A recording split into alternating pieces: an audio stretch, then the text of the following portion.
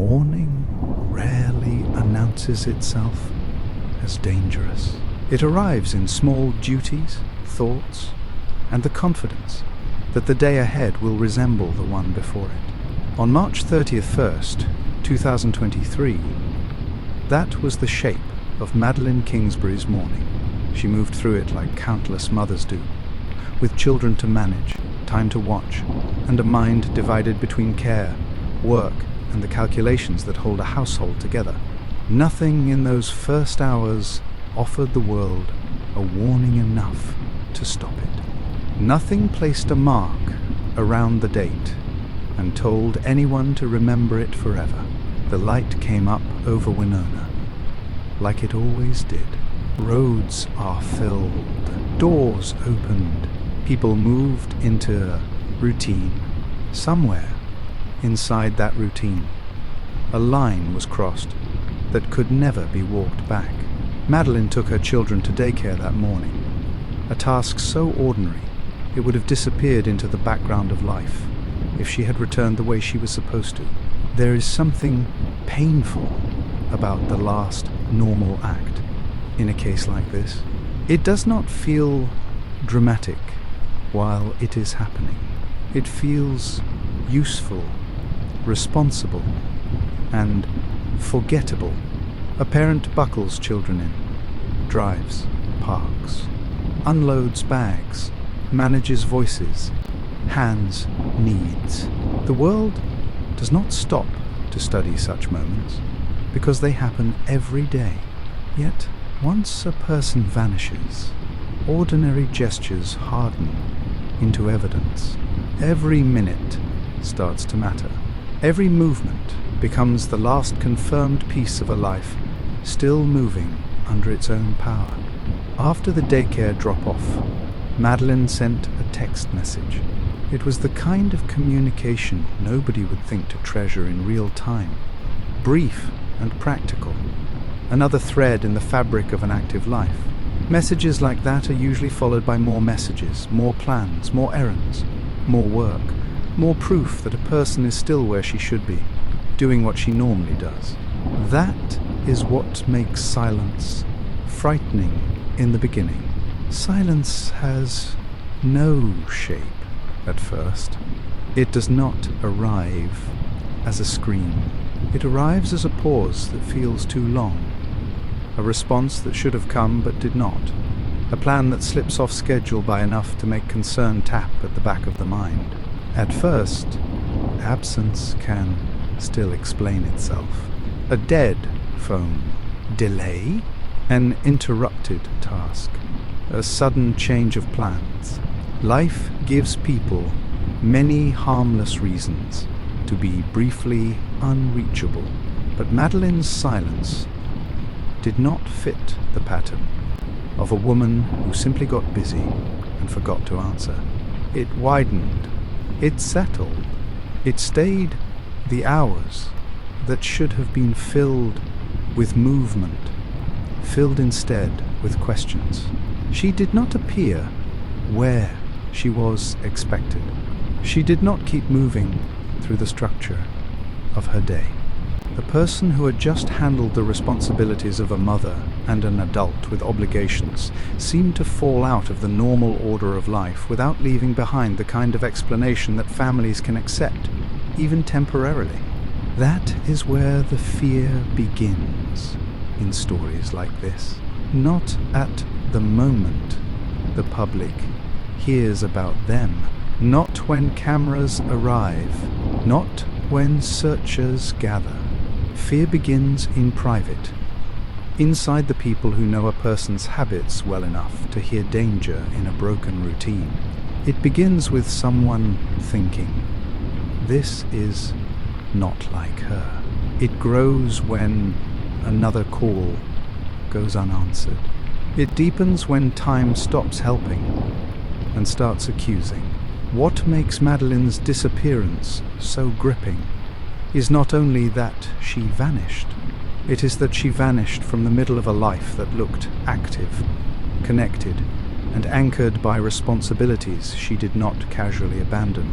Mothers of young children do not simply evaporate from their own day without taking with them some sign of intention, some message, some explanation, some trail that makes sense. The most haunting cases are often not the ones that begin with visible violence. They are the ones that begin with routine standing upright. The drive, a drop-off, text, a house somewhere waiting for a person to return. The details feel almost plain compared with the scale of what follows. That plainness is exactly what gives the story its force. Evil does not need thunder to enter a life. Sometimes it steps into a morning already in progress and lets the day keep its familiar face for a little while longer. By the time anyone recognizes that something is wrong, the ordinary has already become a mask.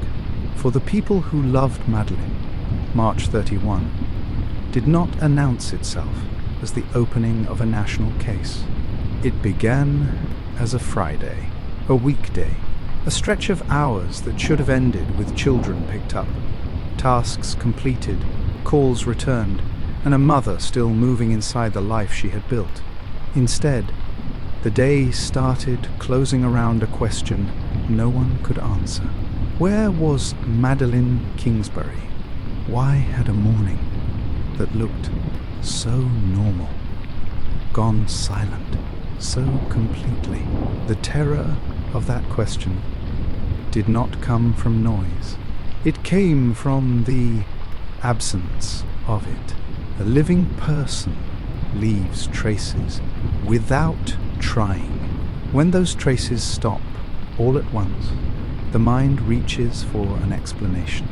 When none comes, dread takes its place. That was the first true shift in this story, not the discovery of what happened, not yet, but the realization that an ordinary morning had broken apart in a way ordinary life could not explain. To understand why Madeline's disappearance struck people with such force, you have to see her before the case took hold of her name. She was not a shadow, not a headline waiting to happen, not a figure defined by the worst thing done to her. She was young, capable, busy, and deeply woven into the lives around her. The public would later know her through court records, search maps, and news coverage, but the people who loved her knew a woman with warmth, intelligence, and a life crowded with duties that mattered to her. She was the kind of person whose absence was felt fast because her presence had substance. She spoke, planned, worked, cared, and carried a future in motion. This story hurts because it did not begin with someone who had drifted away from life. It began with someone fully inside it. Madeline was 26 years old enough to have built real responsibilities, young enough to still be shaping the road ahead. She had studied at Winona State University and worked for Mayo Clinic, and those facts matter because they reveal discipline, direction, and effort. She was also pursuing graduate studies in public health administration, a demanding path for anyone, especially a mother of 2 young children trying to balance care, work, and ambition at once. It takes stamina to live like that. It takes belief in tomorrow. A woman does not invest in education, work, and parenting all at once unless she sees a future worth pushing toward. In Madeline's case, that future had shape. It had deadlines, hopes, and practical goals attached to it. People who knew her described someone social, loving, and connected, a woman whose life made sense in relation to others. That quality matters in cases like this. Some people can disappear into the edges of the world for a day or two and leave only mild concern behind them. Madeline was not built that way. She had a family who knew her habits. She had work that was expected of her. She had children who anchored her routines. She had loved ones who could hear the difference between delay and danger. Her life was not lost, was structured by affection and responsibility. The center of that structure was care. She mattered in practical ways to people who counted on her. And that is often the hidden meaning behind the phrase that someone was not the type to vanish. It means other lives were tied to hers so closely that silence would ring out immediately. Her children stood at the heart of her world. That should never be reduced to a passing note, because it changes the emotional geometry of the case. Madeline was not only a young woman with plans. She was a mother. Her days were organized around pickups, drop-offs, care, food, schedules, and the constant invisible calculations parents make from morning until night. That is why the final morning matters so much. It was not just the last day she was seen. It was a day built around maternal duty, which makes her disappearance feel even more violently out of character. The same woman who had gotten her children where they needed to be did not then simply abandon the life that required her. The contrast is too sharp, does not fit. Her identity as a mother is not a sentimental detail in this story. It is one of the clearest measures of how wrong everything became. She also appears to have been trying to move forward rather than stay still. Work, study, motherhood, and the difficult choices unfolding in her private life were all pulling at her at once. Yet she was still trying to create a better structure for herself and her children. Hope is often quiet. It does not always arrive as grand declarations. Sometimes it looks like apartment searches, financial planning, future coursework, and another day managed despite strain. Madeline's life carried those signs of effort. She was trying to shape stability, not flee from it. She was trying to build a future inside complicated circumstances. Before there was a courtroom, a search line, or a body found in concealment, there was a woman living an ordinary and demanding life with all the texture that phrase usually hides. She should be seen there first, alive in the middle of her own unfinished future. Her family role mattered just as much as her public roles. In stories like this, people often reduce a victim to employment, schooling, and timelines, because those details feel measurable. But family is where the truest scale of loss becomes visible. Madeline was part of a living circle of parents, siblings, children, routines, calls, and expectations. She existed inside relationships that gave and received care. That is why the reaction to her disappearance did not rise from abstract concern. It rose from recognition. The people closest to her knew her patterns well enough to know when something had broken. They did not need a dramatic sign to sense the danger. Her life had a rhythm, and when that rhythm stopped without explanation, the silence itself became evidence that something was deeply wrong. She was living a life with momentum, and that momentum makes her disappearance feel less like drift and more like an interruption. Madeline's story cannot be understood without Adam Fravel, because the danger in this case did not arrive from a stranger breaking into an otherwise peaceful life. It grew inside a relationship that had years of history behind it, years enough to create loyalty, habit, dependence, children, conflict, the kind of emotional confusion that makes hard decisions take longer than outsiders think they should. Madeline and Adam had known each other since college. Their bond was not brief or casual. It stretched across formative years, shared choices, and the practical realities of building a family together. That history matters because long relationships are rarely experienced by the people inside them as simple categories. They are made of memory, compromise, hope, disappointment, repair, and the fear of what breaking away might cost. Over time, Madeline and Adam built the visible shape of a shared life. They had 2 children together. They shared a home. They shared routines that, from the outside, could still resemble stability even while pressure gathered underneath. A shared household can hide many truths at once. It can show cooperation in public while private strain hardens behind closed doors. It can keep 2 people under one roof long after trust, tenderness, or safety have started to thin out. In cases involving intimate partner violence, the public often wants a simple dividing line between together and apart, safe and unsafe, normal and broken. Real life rarely offers that clean break. Relationships can be fraying for a long time before the world notices.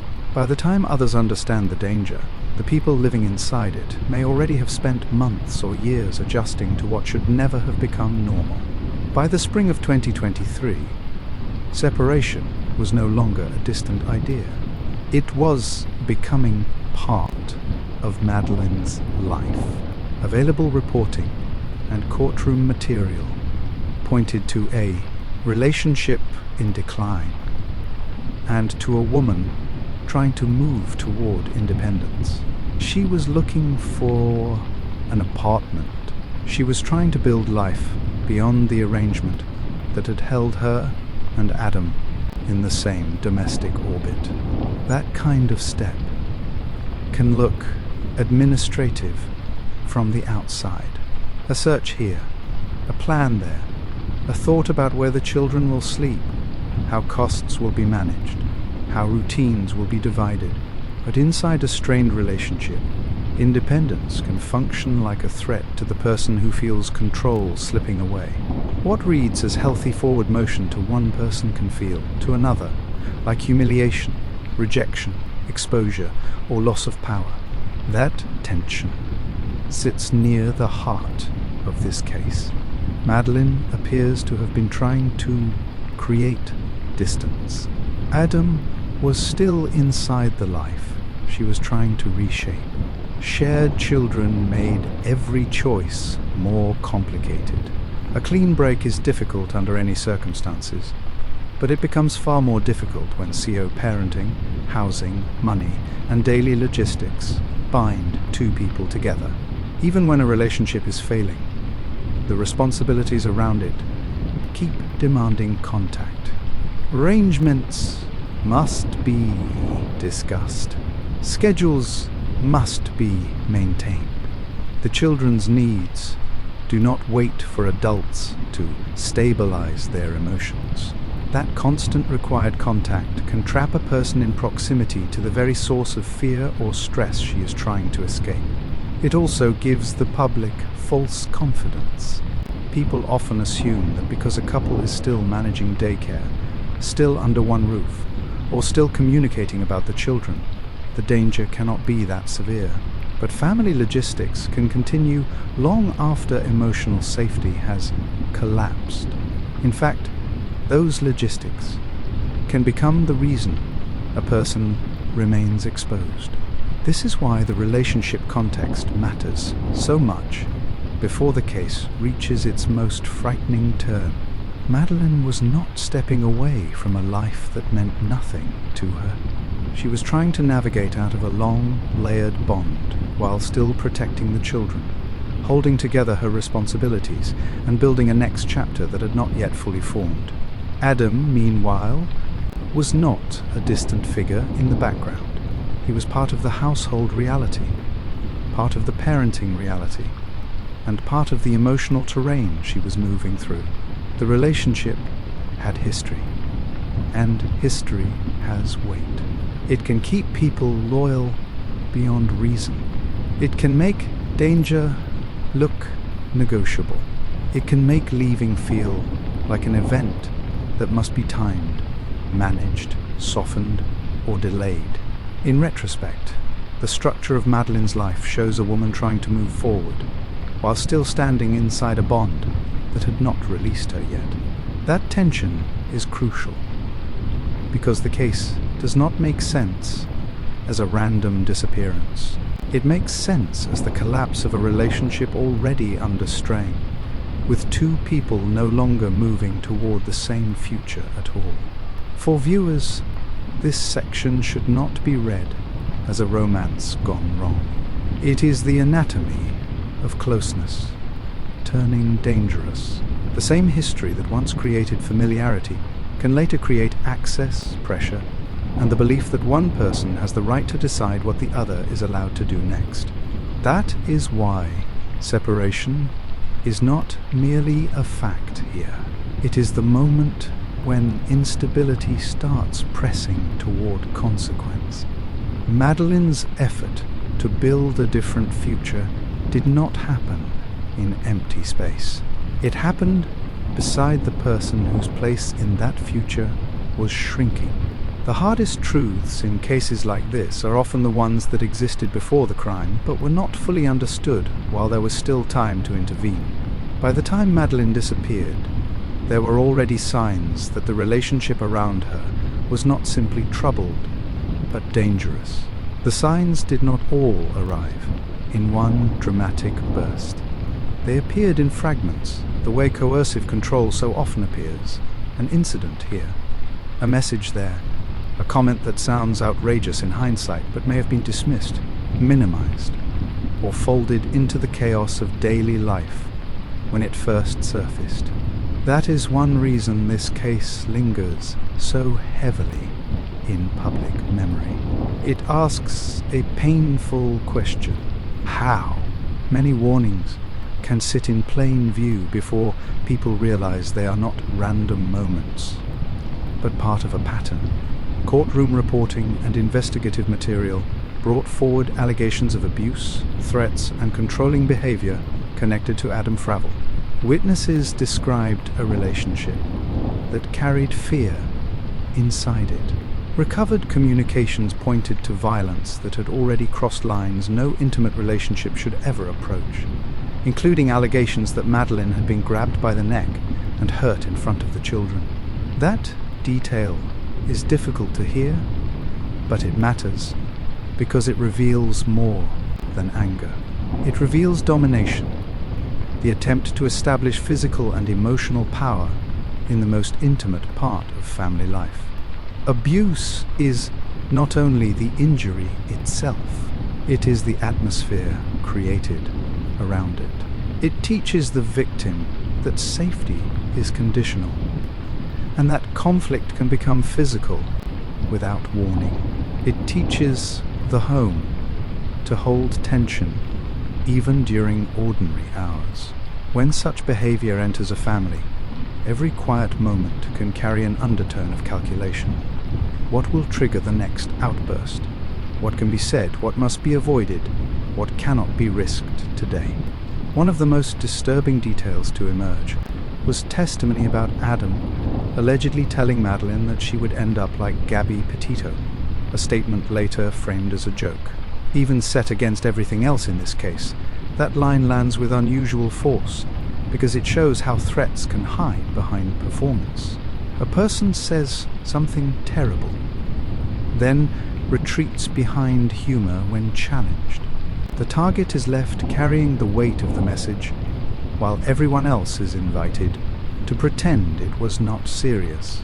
But words like that do not lose their meaning, because the speaker later labels them casual. They reveal what kind of image the speaker is willing to place into the victim's mind. They create fear while preserving deniability. They let a threatening person test how much can be said without consequence. In hindsight, the alleged reference does not read like throwaway cruelty. It reads like one more sign that danger was already looking for language.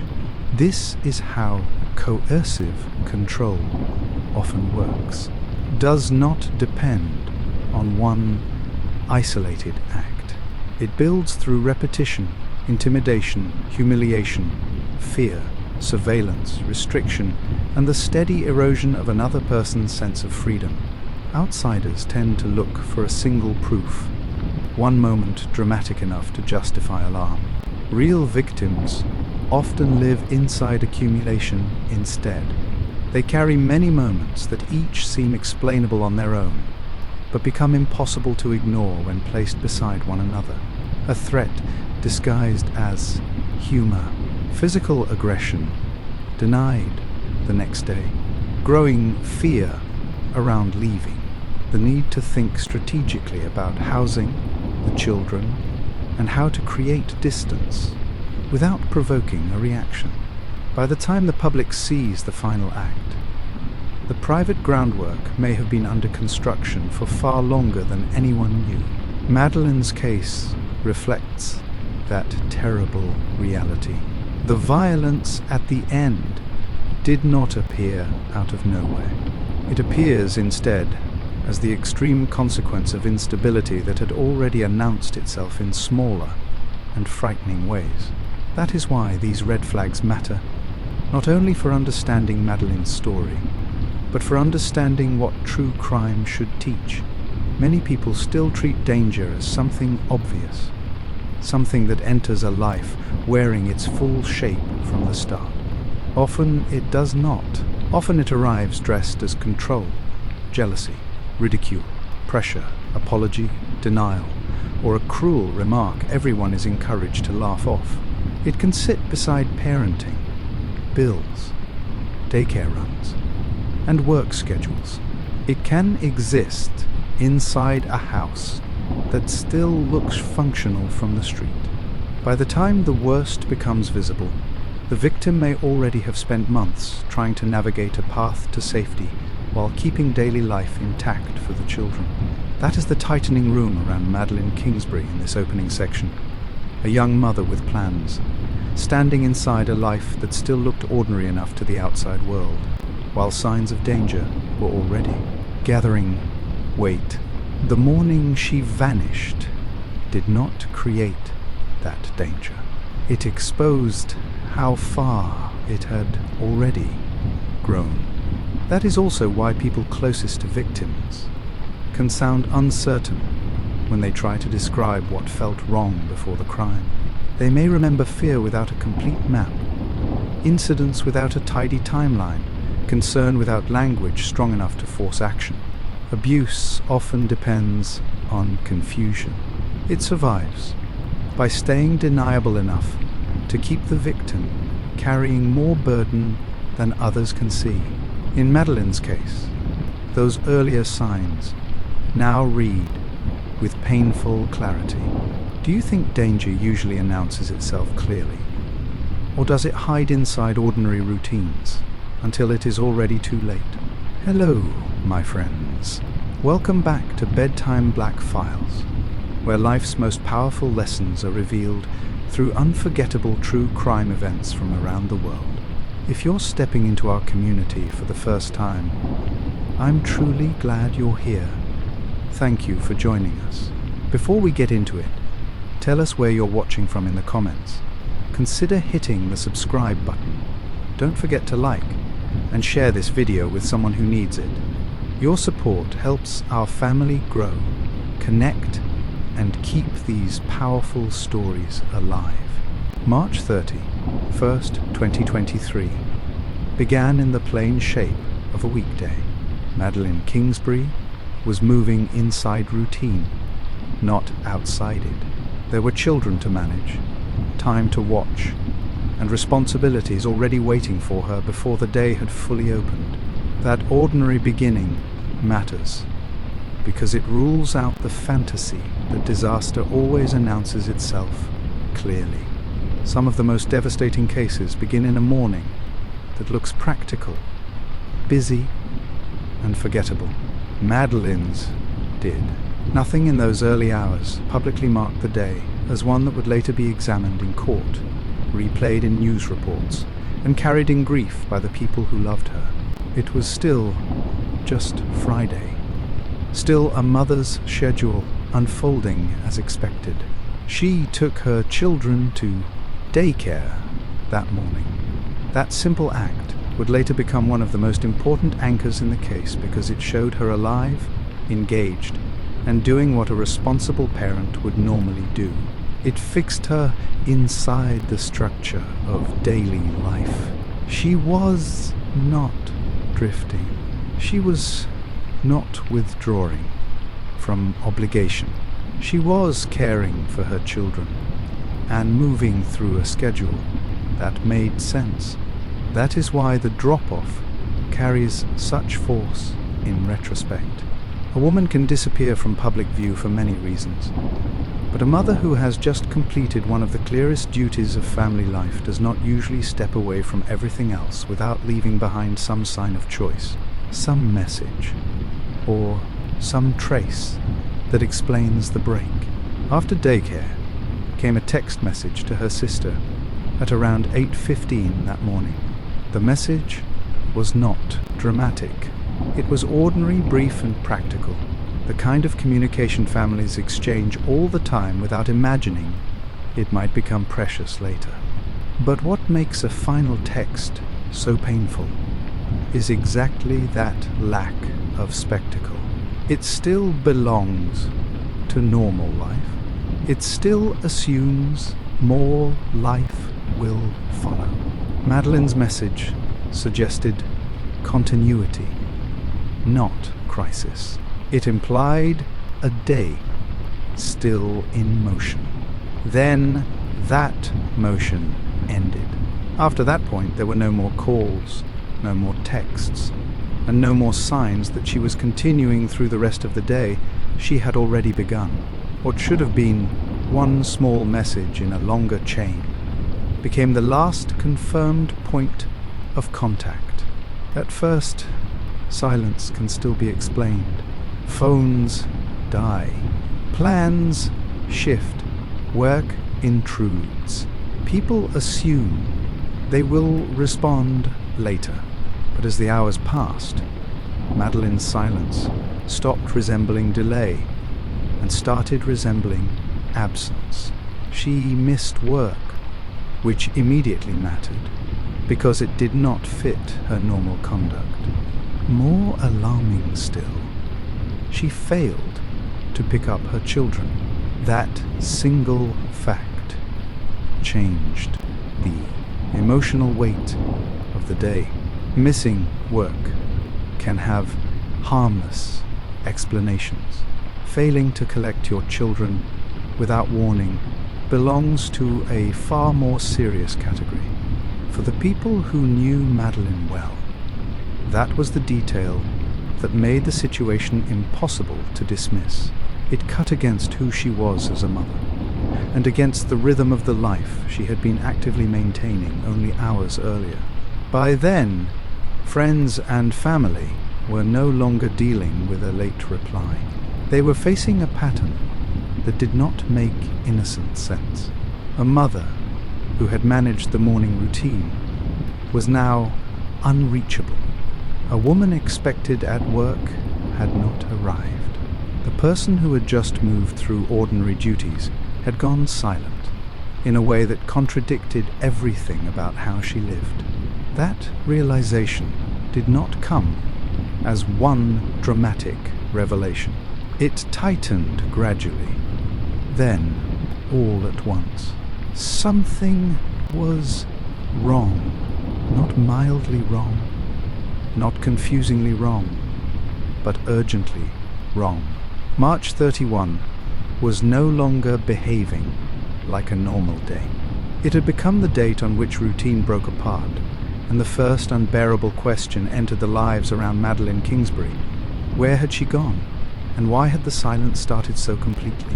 What made that phase so terrible was not merely that Madeline could not be reached. It was that every missing action began to testify against the idea of a harmless delay. Each hour that passed turned routine itself into evidence. A mother does not vanish between daycare and the rest of her obligations without leaving behind some sign that she chose to step away. By the time concern settled into certainty among those closest to her, the morning no longer looked unfinished. It looked interrupted, and that distinction would shape everything investigators asked next. Concern reached a point where waiting was no longer enough. Madeline had not answered messages, had missed work, and had failed to pick up her children. The people closest to her were now dealing with something far heavier than inconvenience. They needed to know whether she was at home, whether she was hurt, or whether some explanation could still be found in the place where she should most logically have been. That is how the case moved from anxious phone calls to physical action. Someone close enough to understand the seriousness of the break in routine went to the house. With that decision, fear stopped being abstract. It now had an address. A friend went there because the pattern of the day had already failed beyond what normal life could explain. People do not usually drive to a friend's home in the middle of a weekday, unless concern has hardened into something sharper. Even on the way there, the mind likely would have kept reaching for harmless answers. Maybe Madeline had lost her phone. Maybe she had stepped away briefly. Maybe the entire thing would collapse into an awkward misunderstanding the moment the door opened. That is how fear works in its early stages. It bargains with ordinary possibilities because the darker explanation feels too large to accept all at once. But the house did not provide relief. It deepened the alarm. Her van was in the driveway. At first glance, that fact might seem reassuring. If the vehicle was home, perhaps Madeline was too. Yet in this case, the van quickly became one of the most unsettling details in the entire early timeline. A vehicle parked where it belongs should bring the person attached to it within reach. It should mean a knock on the door will be answered, a phone call will be returned, a movement inside the home will restore the shape of ordinary life. When none of that happened, the van stopped looking comforting and started looking wrong. It suggested that Madeline had returned, or that the vehicle had, but the expected continuation of her day was still missing. That contradiction made the scene far more frightening than an empty driveway would have been. There was no answer. No normal response came from inside the house. Over a phone, silence can still feel distant. Standing outside a front door, it becomes immediate and physical. It presses against the body. It forces the imagination into possibilities that moments earlier still felt remote. Is she injured? She unconscious? Is someone else inside? The absence of an answer matters because it turns routine into contradiction. Madeline's vehicle was there. She should have been reachable, yet the house offered nothing back except stillness. That stillness was not neutral. It actively intensified fear. This was the first alarm in the deepest emotional sense. No public case theory had been built yet. There were no searchlights, no discovery of remains, and no full legal narrative. But for the people nearest to Madeline, the meaning of the day had already changed. She was not just hard to reach. She was absent from the very spaces where reassurance should have appeared first. The van sat in the driveway. The door gave no answer. The children had not been picked up. The ordinary rhythm of March 31st had stopped producing ordinary explanations. Every fact now reinforced every other fact, and the result was terrifying. Something had interrupted Madeline's life in a way her loved ones could feel before they could prove it. The first alarm did not create that danger. It revealed that the easy explanations were collapsing, leaving behind a silence that was starting to look less like confusion and more like the edge of something criminal. Fear rose fast, because every detail at the house blocked reassurance instead of providing it. If Madeline had been somewhere else by choice, why was the van there? If she was inside, why no answer? If there was a simple explanation, why did the scene feel so closed off? No one could dismiss it. Once authorities entered the home, the case moved further away from any harmless interpretation. A search of a missing person's house tests one of the most basic questions in an investigation. Do the belongings inside support the idea that this person chose to leave? Homes preserve the logic of a day. They show whether someone stepped out briefly, packed for movement, or vanished in the middle of routine. In Madeline Kingsbury's case, what remained behind began arguing against voluntary absence. The house did not look like the launch point of an intentional disappearance. It looked like ordinary life had been interrupted. Investigators found her phone inside. They also found her purse and her jacket. Each item mattered on its own, but together they carried much greater force. A phone is a connection, navigation, and access to the outside world. A purse holds identity, money, keys, and the practical means of moving through adult life. A jacket, especially in that climate and season, belongs to the normal act of leaving home. None of these items proves a crime by itself, but all of them remaining behind made voluntary departure increasingly difficult to believe. Madeline had not taken the objects a person normally reaches for when she is about to drive away, handle errands, or vanish by choice. This is what gives the home search such evidentiary weight. People who leave intentionally almost always leave signs of agency. They take their phone, grab a bag, put on outerwear, send a message, or create some practical trace of movement that belongs to decision rather than interruption. Madeline's belongings suggested the opposite. They suggested a life cut off before it could continue. The case was no longer just about a woman who could not be found.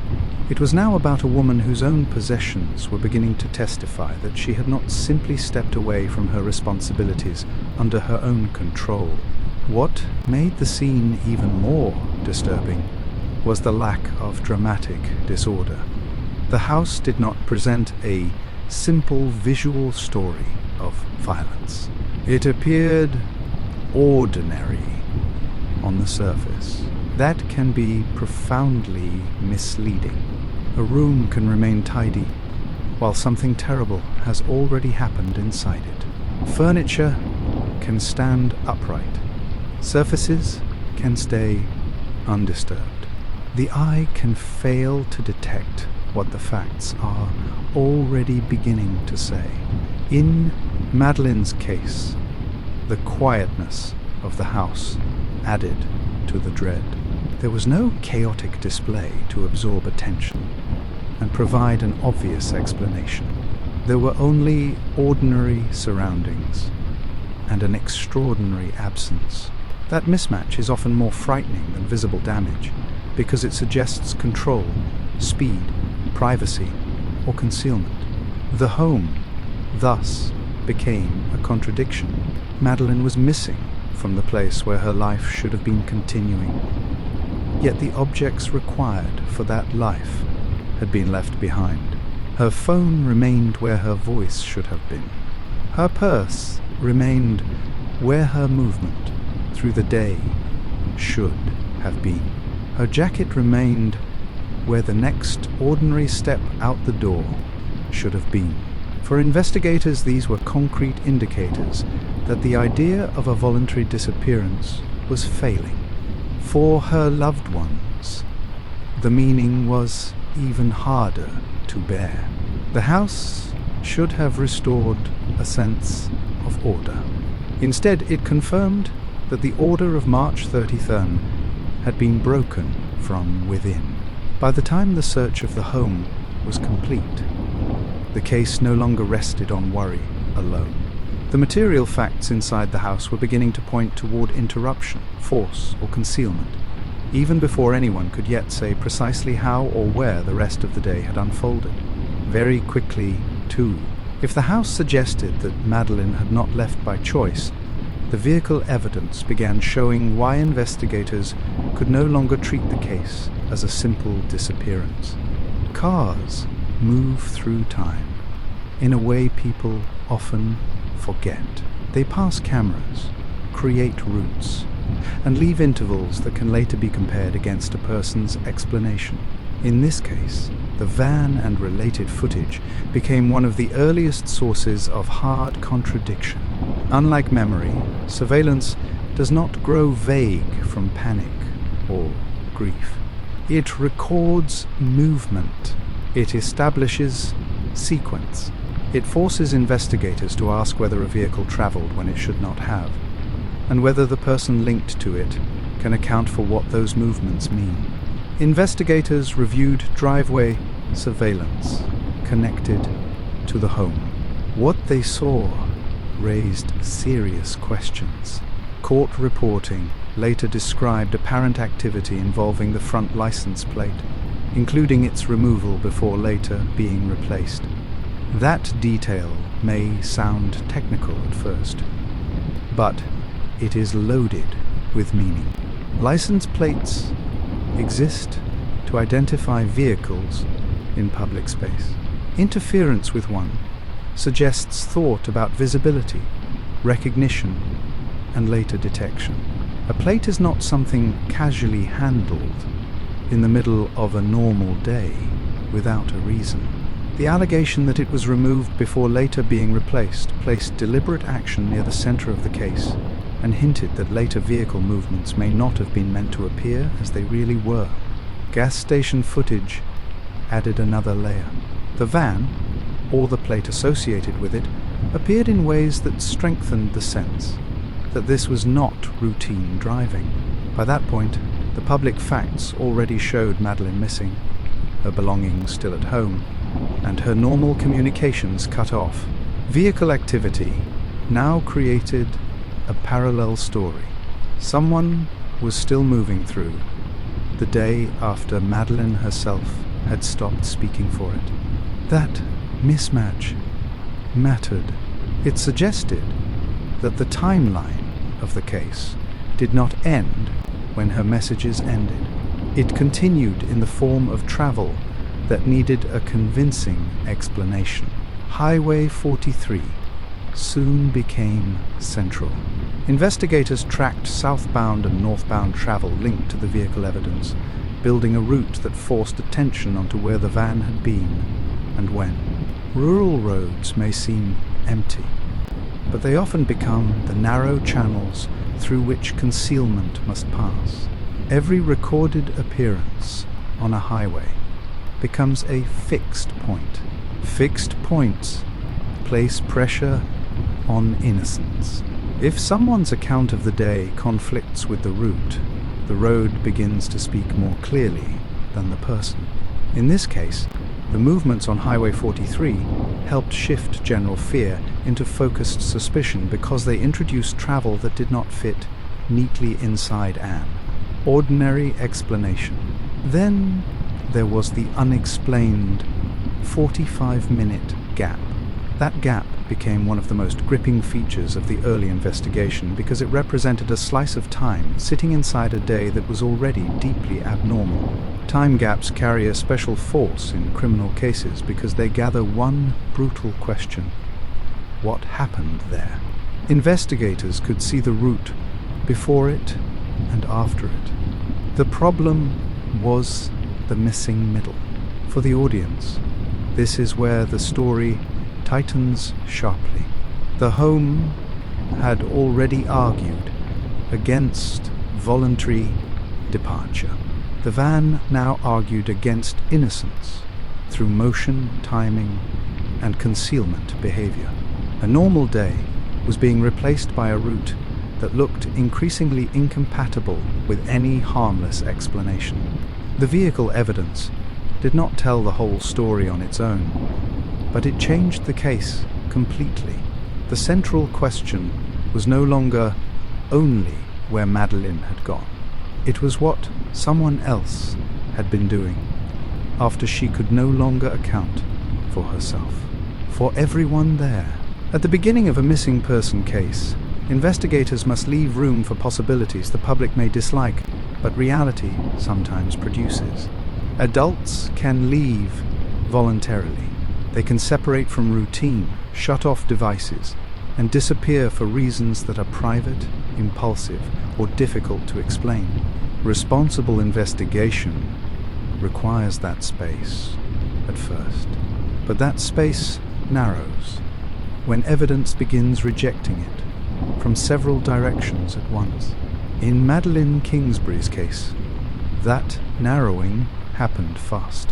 Time, silence, personal belongings, vehicle activity, and broken routine did not line up with the idea of a woman choosing to step away. Together they began transforming the case from a search for a missing person into a search shaped by suspicion of violence and concealment. The first problem was communication. Madeline did not keep texting, calling, or making herself reachable after a morning that had already placed her firmly inside family life. The final text did not lead into the rest of a normal day. It led into absence. The second problem was responsibility. She missed work and failed to pick up her children, actions that clashed sharply with the view of her established by family, employment, and routine. The third problem was material reality. Her phone, purse, and jacket remained at home, making voluntary departure increasingly hard to defend. None of those facts alone forces a criminal conclusion. Together they formed a pattern that kept closing off innocent explanations, one by one. Then the vehicle timeline pushed the case further. Driveway surveillance, the apparent handling of the plate, gas station footage, Highway 43 travel, and the unresolved 45-minute gap created a second layer of contradiction. If Madeline had simply chosen to leave, why did the evidence point instead toward unaccounted movement, possible concealment, and deliberate action by someone still operating within the day after her own communications had ended? That is the stage at which investigators begin shifting their internal logic. They stop asking only where the missing person may have gone. They begin asking who benefited from the silence, who controlled the environment around her, who had access, and whose conduct no longer fit an innocent frame. This shift does not happen because investigators are eager to force a criminal label onto a case. It happens because the evidence begins pressing toward one. Missing person logic depends on the idea that the absent person remains the main driver of events. Criminal logic begins when the facts suggest that her agency has been interrupted and replaced by someone else's decisions.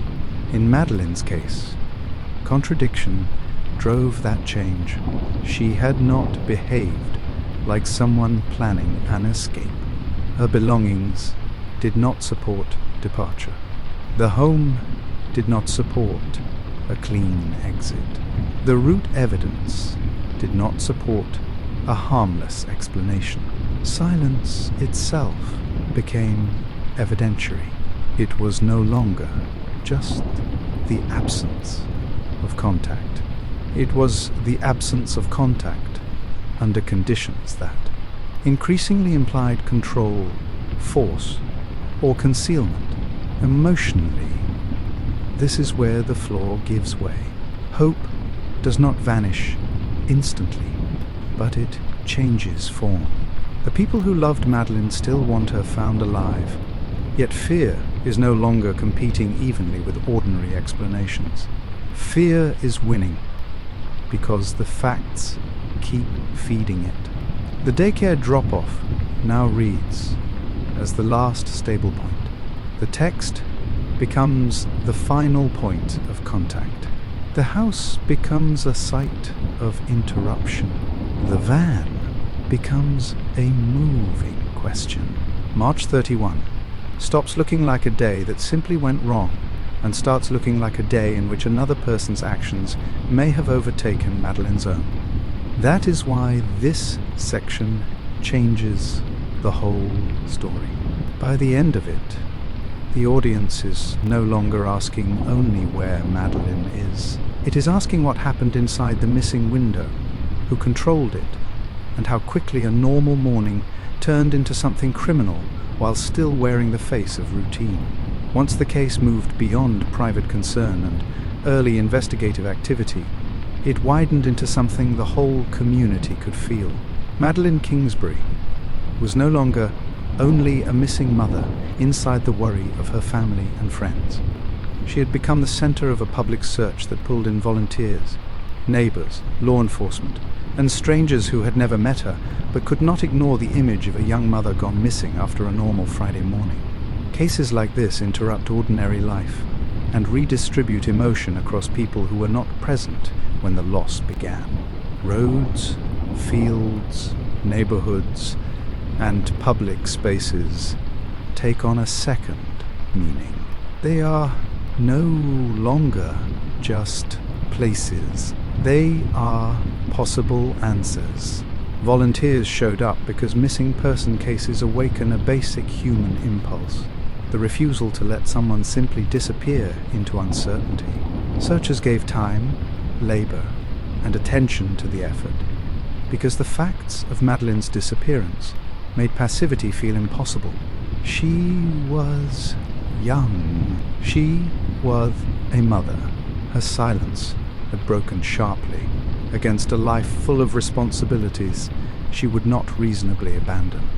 The community understood that, even if many did not yet know the full details. A person like Madeline should have been easy to trace through the rest of her day. The fact that she was not created both urgency and identification. Many of those helping could imagine a sister, daughter, friend, or co-worker in her place. That is often what drives public search efforts. A missing person stops being only one family's crisis and starts touching the protective instincts of everyone who understands how vulnerable ordinary life can be. Vigils also became part of the public response. Vigils matter because they reveal the emotional truth of a case before its legal truth is complete. People gather with candles, prayers, signs, and silence because they need somewhere to place fear while facts are still forming. In Madeline's case, those gatherings carried a difficult double meaning. On one hand, they held onto hope. On the other hand, they acknowledged that hope was under strain. A vigil is not only a show of support, it is often a form of collective preparation, a way of standing near the worst possibility without fully naming it. That emotional balancing act shaped the public atmosphere around the case. People were searching for Madeline, speaking her name, and trying to keep attention fixed on her disappearance, all while sensing that the answer they feared was drawing closer. Public pressure grew as the case gained visibility. News coverage widened. Social media helped spread Madeline's name, image, and timeline. In practical terms, that pressure matters because it keeps a case active in public consciousness and can generate tips, sightings, and support. Emotionally, it reflects something more painful. The more a community must speak loudly about a missing person, the more it is admitting that normal systems have failed to bring her back quickly. Public attention is a form of care, but it is also a sign of alarm. It means a woman has vanished so completely that the ordinary circles of family, work, and local law, enforcement, are no longer enough on their own to contain the crisis. That widening attention gave strength to the search, but it also deepened dread, because the longer the search continued, the less likely a harmless explanation seemed. For Madeline's family, the search carried a desperation that no public show of support could soften. Every new volunteer was welcome. Every shared post mattered. Every search effort offered one more chance to find her. Yet searching, while fearing the worst, is its own torment. Hope does not disappear cleanly. It weakens, revives, argues with itself, and keeps the mind trapped between prayer and dread. This phase of the case held a community moving outward in effort, while the emotional ground beneath the family grew harder to stand on. By then, Madeline was no longer only missing. She had become the subject of a collective refusal to accept silence, and that refusal carried with it the terrible possibility that the answer, when it came, would break the people waiting for it. Utterly, on June 7th, 2023, the search reached the moment every family dreads, and many communities quietly brace, for once a disappearance has stretched too long without relief. Human remains were discovered in rural Fillmore County, near Mabel, Minnesota. The location mattered at once. This was not a place connected to ordinary travel for Madeline's daily life. It was a culvert in a rural area, the kind of site chosen not for comfort or accident, but for distance, concealment, and the hope that time or isolation might delay discovery. In one devastating turn, the case shifted from the language of missing persons to the language of death. The date itself became a dividing line in the story.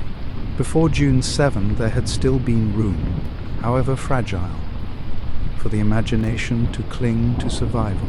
Families in these cases often do that, even when fear has already entered every hour.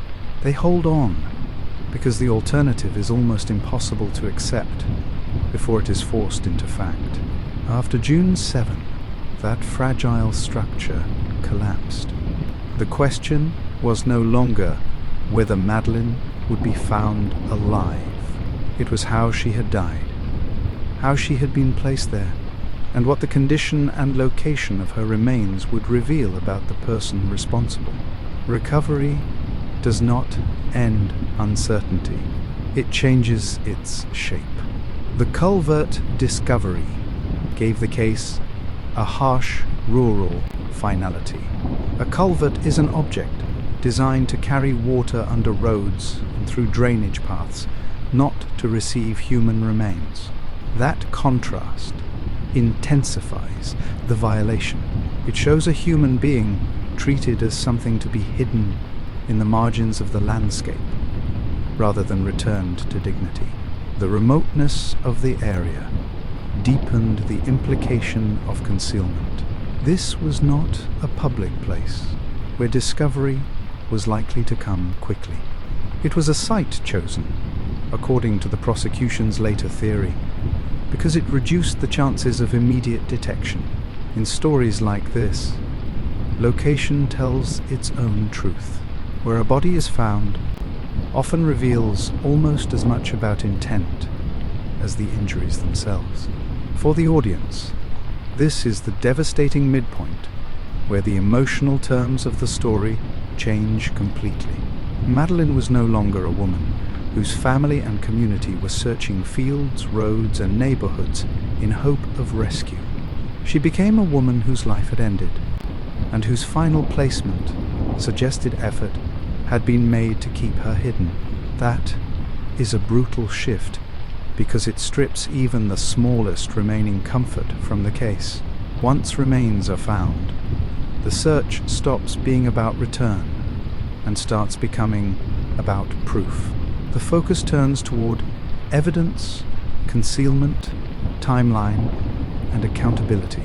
Yet that investigative turn cannot erase the human shock of the transition. Someone who had been alive in the ordinary flow of a Friday morning was now being recovered from a culvert in rural Minnesota. The distance between those two images is what gives this section its force. The discovery near Mabel also cast earlier evidence in a harsher light. The vehicle movements along Highway 43, the unexplained gap in time, and the growing suspicion around the case all began to point toward a destination. A route that had once been only suspicious now seemed to be leading toward the very place where Madeline had been hidden. This is why the discovery changed everything. It did not merely confirm death. It attached the death to location, travel, and concealment in ways that gave the earlier timeline new meaning.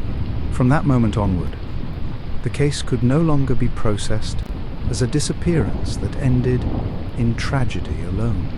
It became a homicide narrative, anchored by recovery, where even the landscape itself appeared to preserve part of the truth. And for the family, June 7 became the day hope ended, and grief took on a body, a place, and a permanence that no search party could ever reverse. The discovery answered the question no loved one once answered. Yet it opened more. It forced everyone following the case to confront not only loss, but planning, transport, and a deliberate effort to erase Madeline. What investigators and prosecutors later described about the condition and wrapping of Madeline's remains turned the discovery from tragedy into a stronger argument for deliberate concealment. Reporting on the case described bedding, black gorilla tape, and a towel associated with the body when it was recovered. Each item mattered because none belonged naturally to an outdoor culvert. These were not neutral environmental materials. They were domestic or manufactured objects, the kind that connect a body not only to death, but to handling after death. Their presence suggested that someone had done more than panic in a sudden moment and flee. Someone had taken steps to cover, transport, contain, and hide.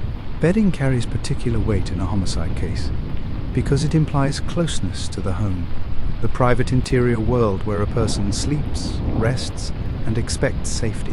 When bedding appears in body concealment, it often suggests that familiar household items were turned into tools for moving or hiding the victim. That inversion is deeply unsettling. It takes an object associated with comfort and turns it into part of the aftermath of violence. In Madeline's case, the mention of bedding connected the concealment back to domestic space and reinforced the sense that what happened to her likely emerged from an intimate environment rather than a random public encounter. The gorilla tape added a different kind of meaning. Tape is about restraint, sealing, and control. Its use suggests method. It indicates that some thought was given to keeping something closed, covered, or contained during transport and disposal. The same is true of the towel reportedly associated with the head and neck area. A towel can absorb, wrap, or obscure. In a case already shaped by suspicious vehicle movement and hidden remains, these details did not read like the chaotic leftovers of a person acting without thought. They read like signs of post-crime decision-making, where the body was treated as a problem to be managed, rather than a human being to be mourned. This matters because concealment behavior often tells investigators something essential about state of mind.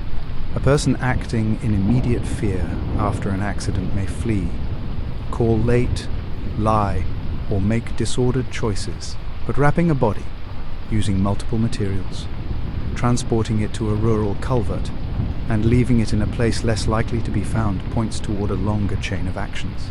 It suggests time enough to think, select, move, and hide. That is why the concealment details in Madeline's case carried such significance.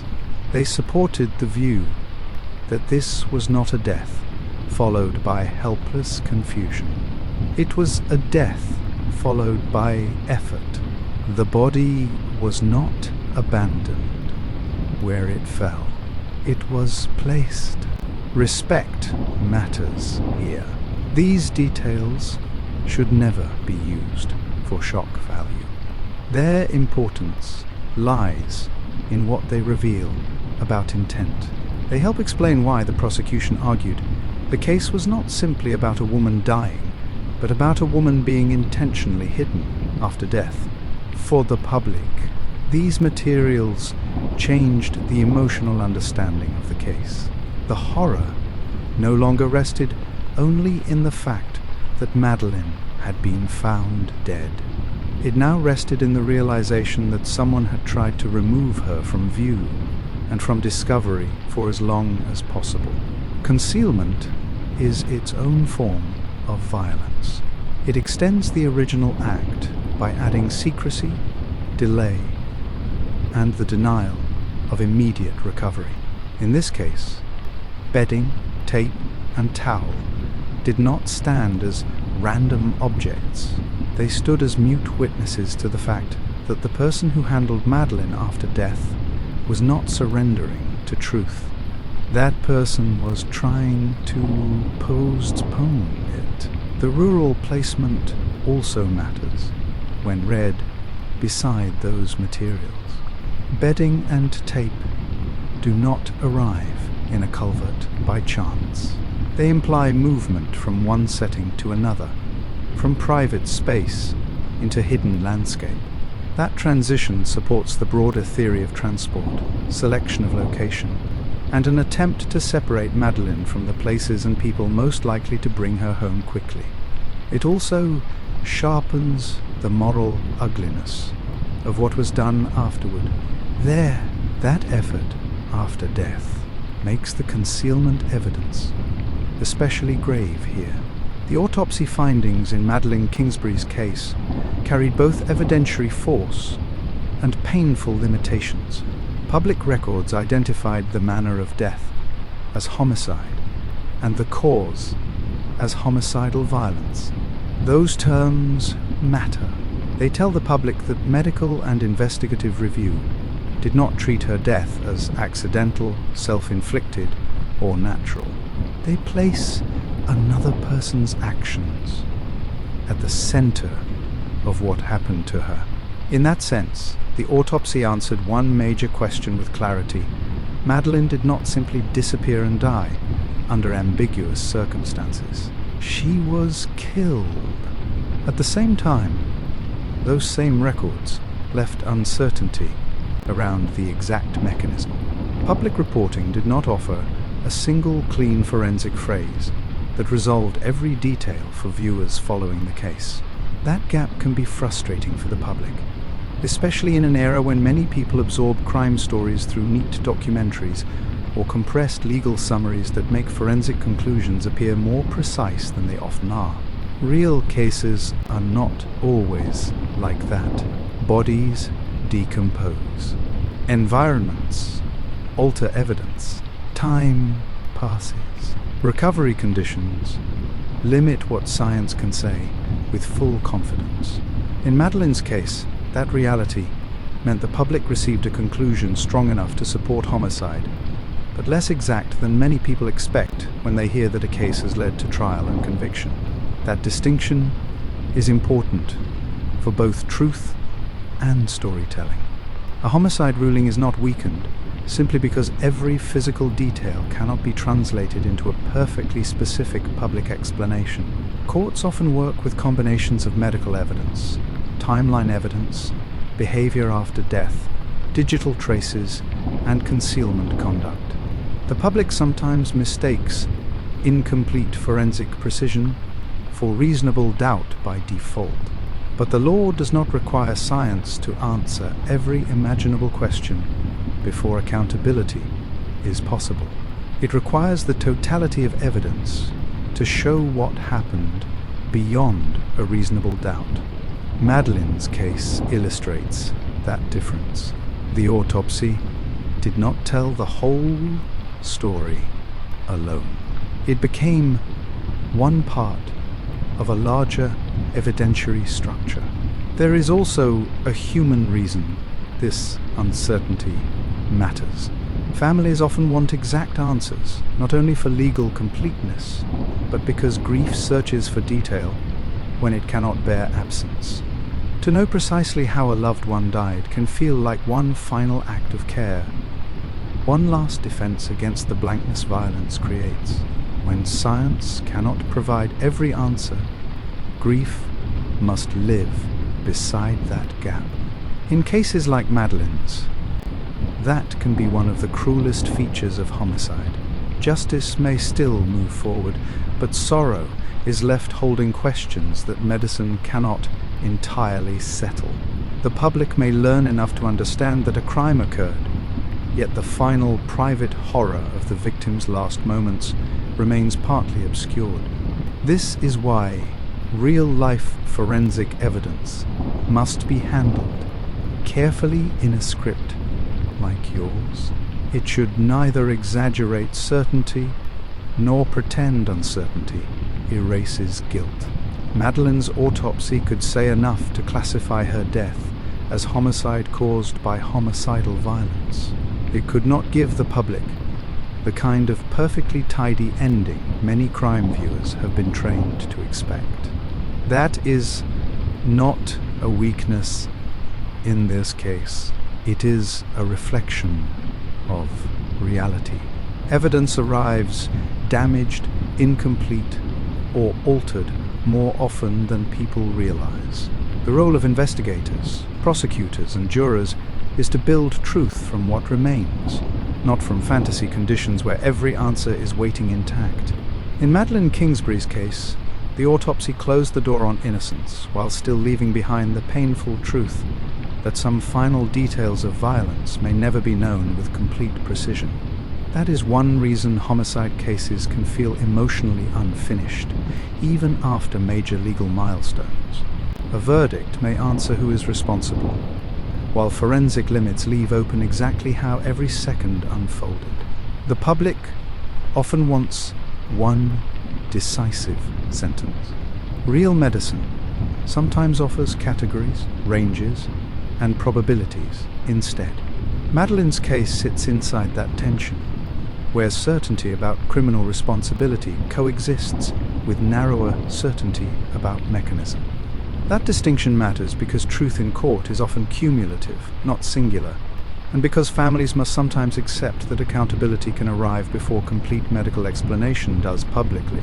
Ever, the discovery of a body changes grief with brutal speed. Before Madeline was found, her family and community were living inside uncertainty, and uncertainty, for all its pain, still leaves a narrow space where hope can survive. Once her remains were recovered, that space closed. The search no longer aimed at rescue. It turned toward mourning, evidence, and the reconstruction of a crime no one had wanted to imagine in full. That shift is one of the most difficult emotional transitions. In any case like this, finding a missing person ends one kind of suffering, but it begins another that is heavier, more fixed and impossible to negotiate with. Hope and grief do not switch places cleanly, even after death is confirmed. The mind often lags behind the fact. Families can spend weeks praying for life, then find themselves facing a reality their emotions have not yet caught up with. In Madeline's case, the recovery near Mabel answered the question of where the search had been leading, but it did not answer the wider human questions left in the wreckage. What exactly happened to her? What did she endure? When did hope become impossible? Could anything have interrupted the chain of events before it reached this end?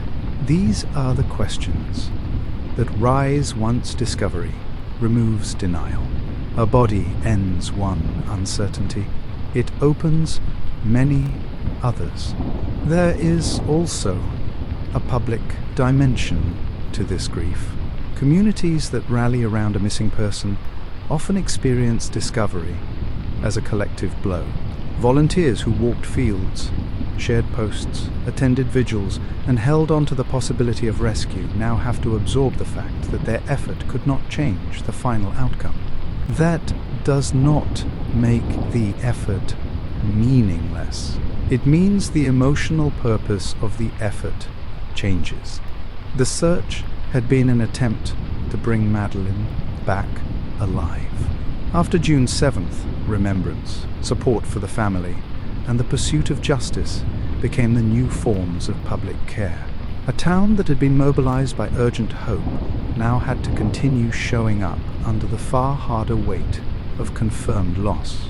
For Madeline's loved ones, finding her body likely brought a painful combination of devastation and terrible relief.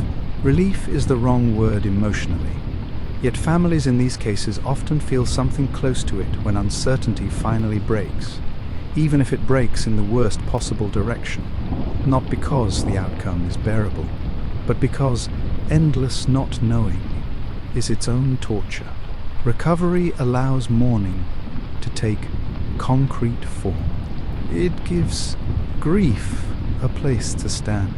It lets the family stop searching the horizon for impossible rescue and start facing the truth together.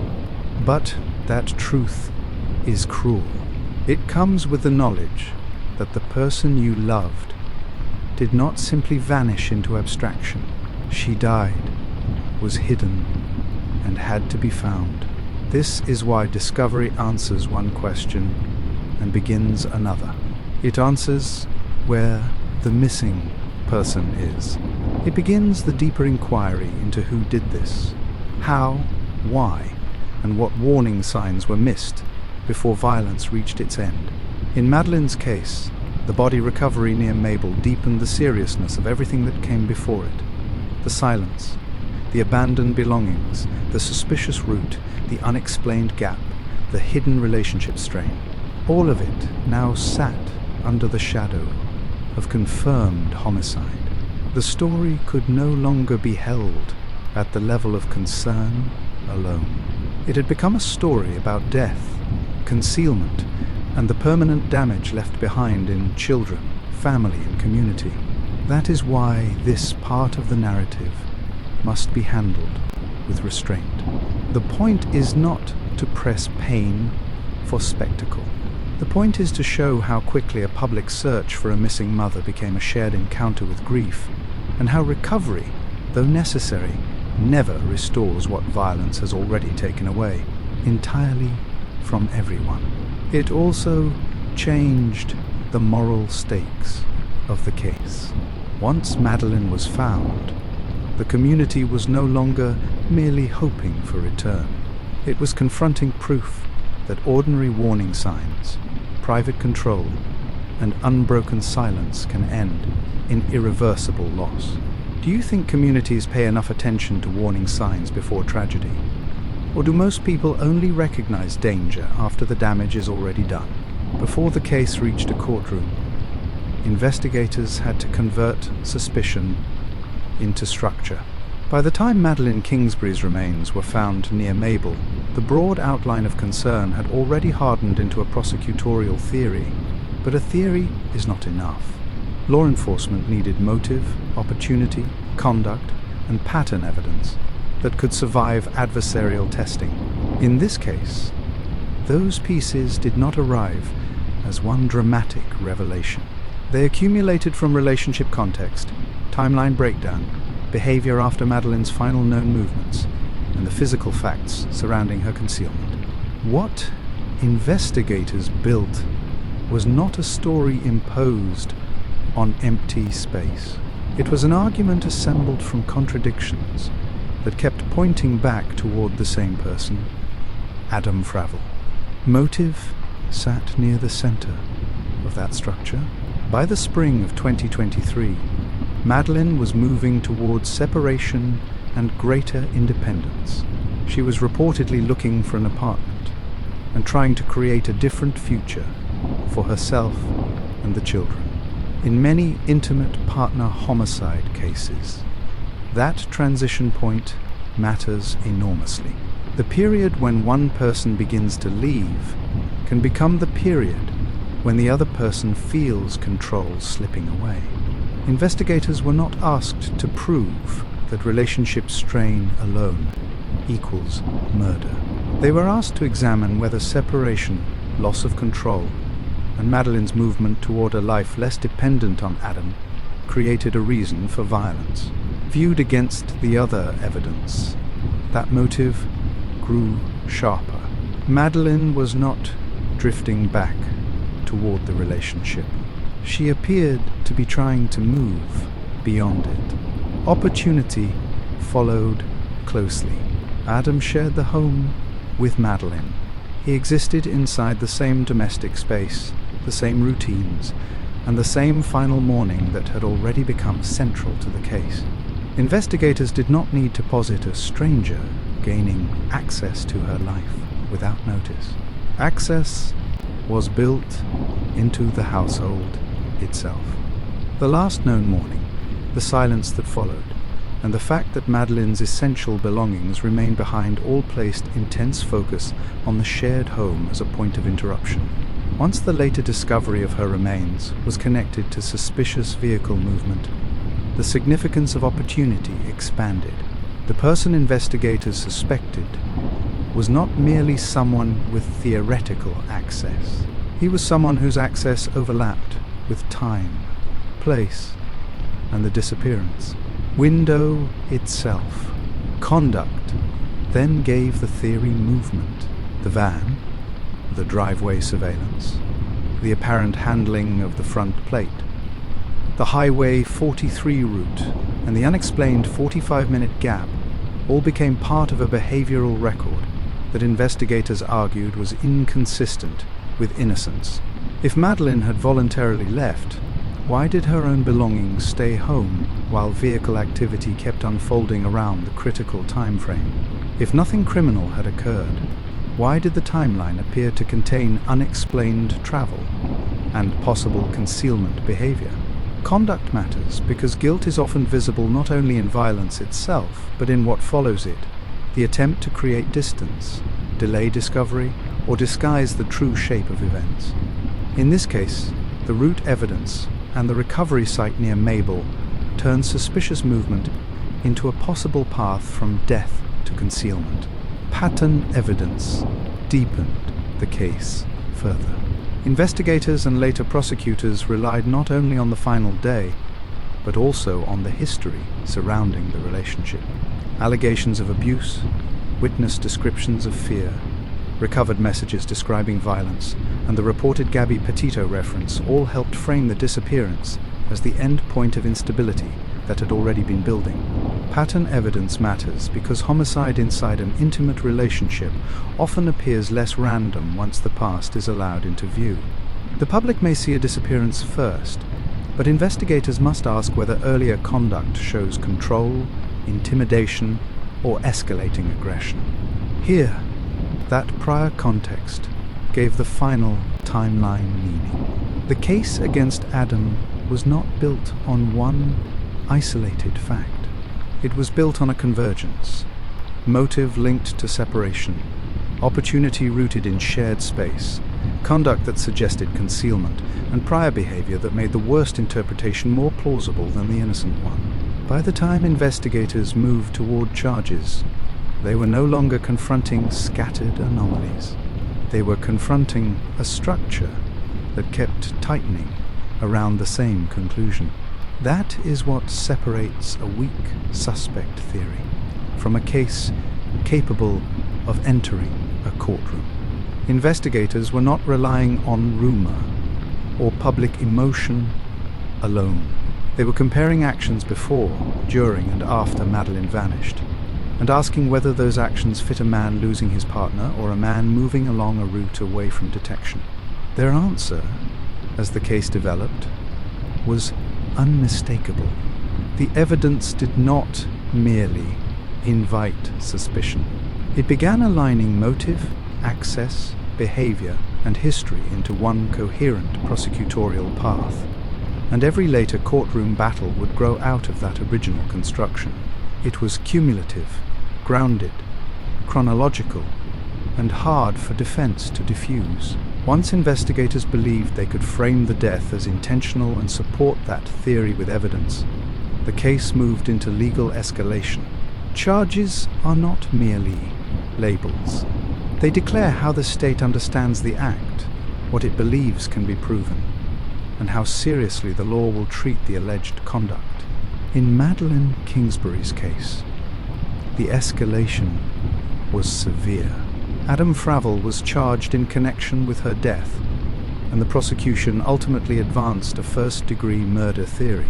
That decision mattered because first-degree murder carries an argument about deliberate killing rather than an impulsive act with no prior design. It told the court, the family, and the public that the state believed the evidence could support more than simple, unlawful death.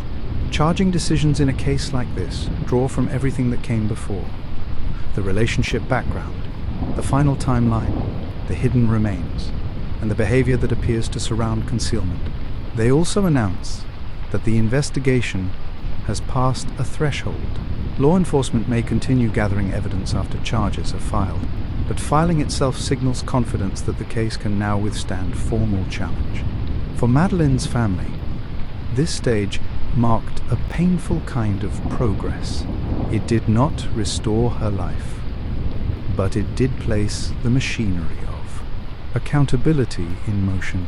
The disappearance that began in silence was now being translated into counts, hearings, and a prosecution theory that named a defendant and prepared to tell a jury how the state believed Madeline died. The first-degree framing sharpened the moral stakes of the proceedings. It implied not merely that Madeline died at Adam's hands, but that the killing fit a level of intentionality the law treats as especially grave. That framing inevitably became a point of contention because defense teams in such cases work to reduce both certainty and degree. Yet from the state's perspective, the combination of separation motive, prior threats and abuse evidence, suspicious vehicle movements, and deliberate concealment after death supported a theory of purposeful homicide. The prosecution was telling a story of domestic violence reaching its most final expression, not a story of confusion followed by poor choices. That difference would shape every courtroom battle that followed. Then came the problem of publicity. Madeline's disappearance had drawn intense public attention in and around Winona. Search efforts, news coverage, community involvement, and the emotional force of the case meant many potential jurors had already encountered facts, images, and assumptions before stepping anywhere near a courtroom. That is one reason venue change became necessary. Courts are charged not only with hearing serious cases, but with hearing them before jurors who can evaluate evidence rather than simply absorb the mood of the community. When publicity saturates a local area, a change of venue may be the only practical way to preserve that principle. In this case, the proceedings moved out of Winona County to Blue Earth County. A venue change does not mean the case was weak or improperly publicized. It means the court recognized how deeply the disappearance and recovery had penetrated local consciousness. Madeline was not an abstract victim in a distant file. She was a young mother whose face had appeared across the region, whose family had spoken publicly, and whose search had involved the community in a deeply personal way. Under those circumstances, finding jurors untouched by strong prior exposure inside the original venue becomes difficult. Moving the trial was an attempt to protect the process from the intensity of local saturation, not to erase that saturation from memory. This legal escalation changed the story's rhythm. Search and discovery had belonged to the world of urgency and grief. Charges, hearings, and venue rulings moved the case into the formal language of judgment. The state was no longer asking only where Madeline was or who last saw her. It was preparing to prove, in front of a jury, that Adam Fravel intentionally caused her death and later tried to hide both the body and the truth. That transition matters for retention, because it raises the stakes from suspicion to consequence. Once the law speaks in counts and degrees, every earlier fact becomes part of a larger structure aimed at one outcome: conviction or acquittal. The community had already lived through fear and mourning. The courtroom phase would now test whether those emotions could be matched by proof strong enough to survive defense attack and deliver a verdict the law could sustain. At that point, the case had entered its most demanding phase, where narrative, evidence, and procedure had to move together without collapsing under scrutiny. For Madeline's family, the shift was brutal. Private loss had become public litigation. Every detail that once hurt in intimate silence would now be argued, challenged, and translated into legal terms before strangers deciding what justice required. When the trial began, the prosecution's task was to take a case many people already felt emotionally and present it in a form that could persuade jurors through evidence rather than outrage. That required discipline.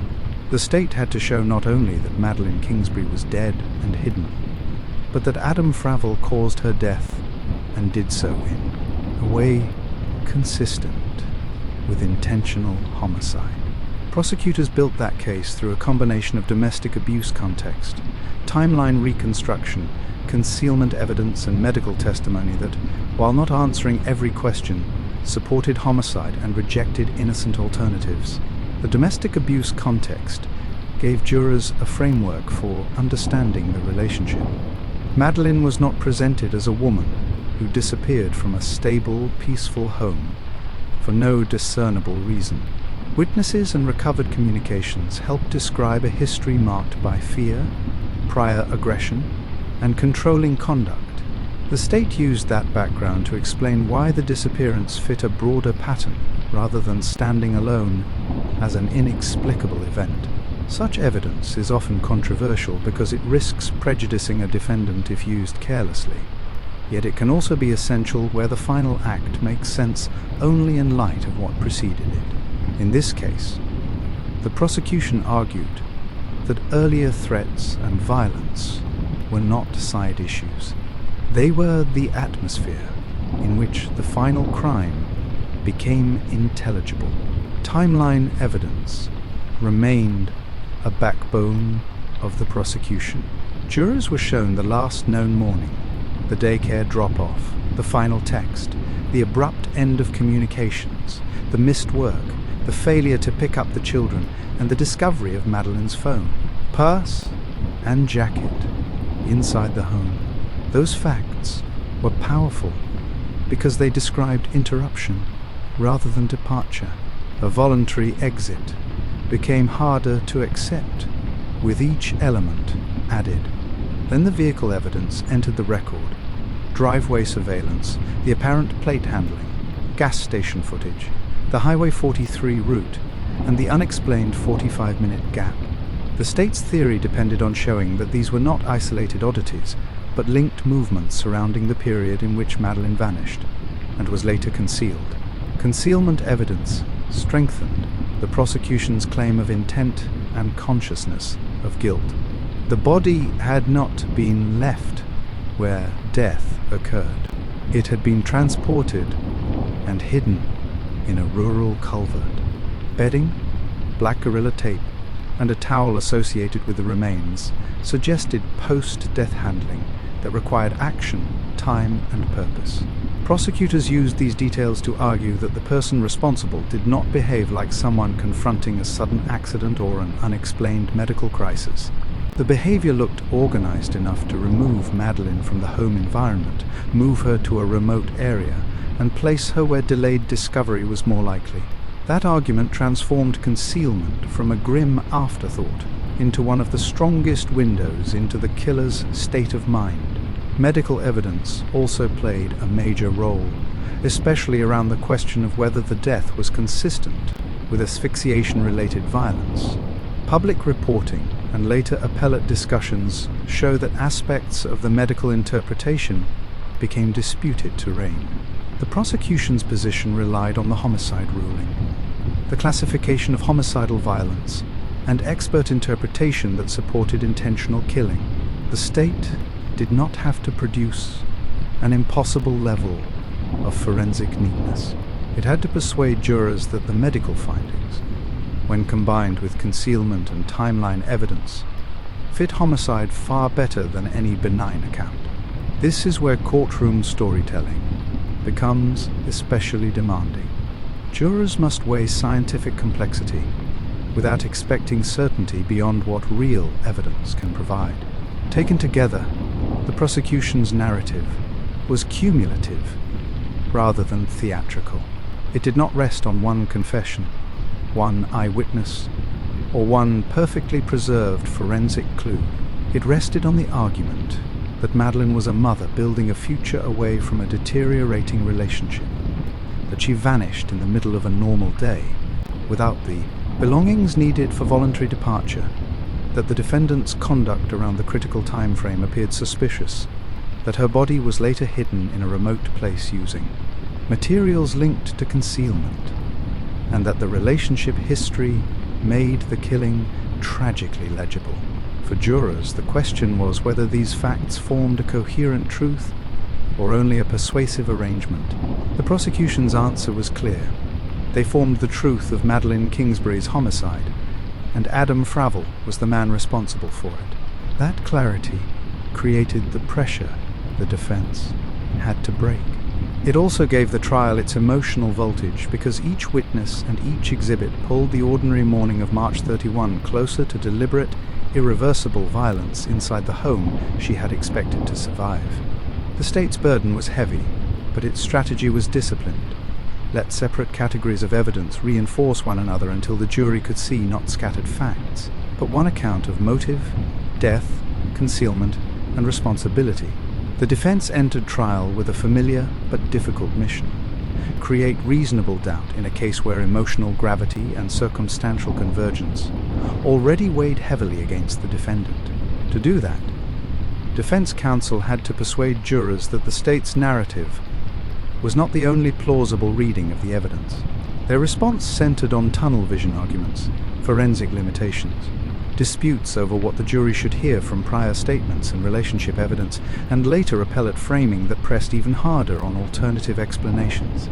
The defense did not need to prove a complete counterstory beyond doubt. It needed to loosen the prosecution's grip on certainty. Tunnel vision was one of the major themes. This argument suggests investigators focused too quickly or too completely on Adam Fravel, and later interpreting subsequent evidence through that fixed lens. Defense teams often use this strategy in relationship homicide cases, because once a partner becomes the central suspect, every later fact can appear to confirm that suspicion. The defense sought to portray the investigation as overly narrow, implying that law enforcement shaped the case around Adam rather than remaining equally open to alternative interpretations. Whether jurors accepted that claim depended on how convincingly the prosecution had tied the timeline, the route, the concealment, and the relationship history together. Still, tunnel vision arguments can resonate because they remind jurors that police are not infallible and that confidence is not the same thing as proof. Forensic limitations formed the second major line of attack.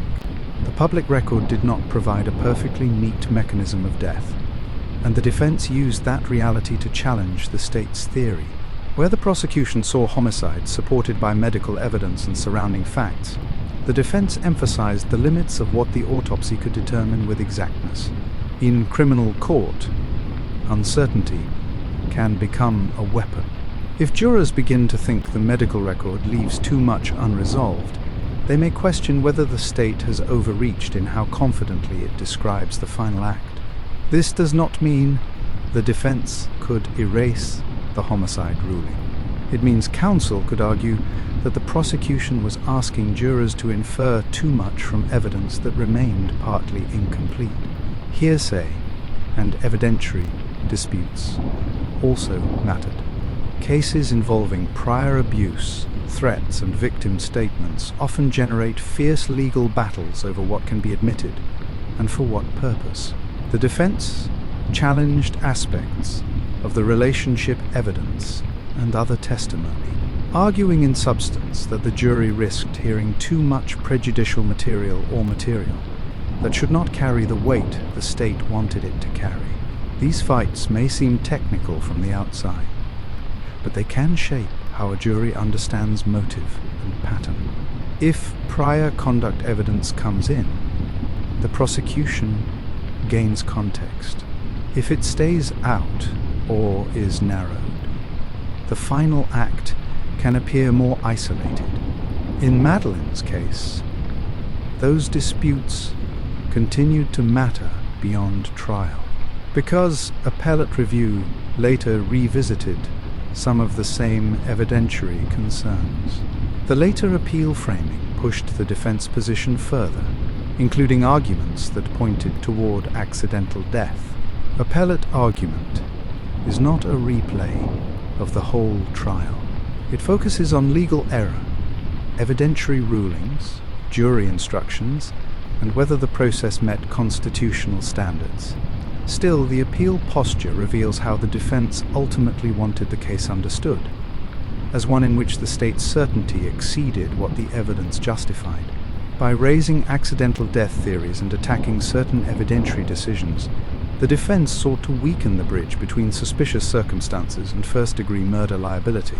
It was an attempt to shift the case from the evidence points decisively to intentional. Killing toward the evidence leaves too much unresolved for such a final judgment. This is where viewers must grapple honestly with the tension at the heart of many real trials. A case can feel morally obvious while still containing forensic gaps and contested rulings. The defense lives in those gaps. It asks jurors to see uncertainty where the prosecution sees convergence. In Madeline Kingsbury's case, the defense could not erase the body in the culvert, the suspicious timeline, or the domestic abuse context. What it tried to do was fracture the state's integrated narrative into separate uncertainties, each small enough that, if magnified, it might produce doubt. That strategy is legally legitimate and often necessary in adversarial justice. It also creates the gripping clash the audience has been waiting for, not simply two sides arguing, but two radically different readings of the same shattered day. One side said the evidence formed a deliberate homicide.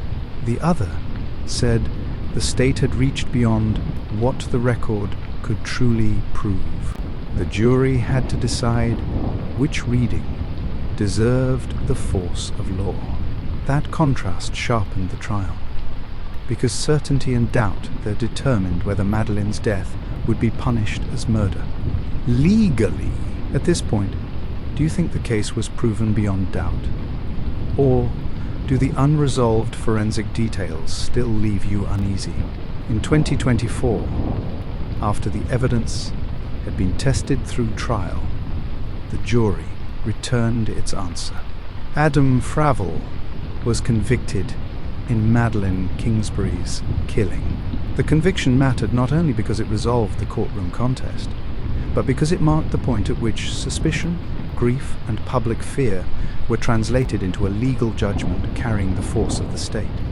A jury had listened to the relationship evidence, the timeline, the concealment facts, the medical testimony, and the defense attack on certainty, and it concluded that the prosecution had proved its case.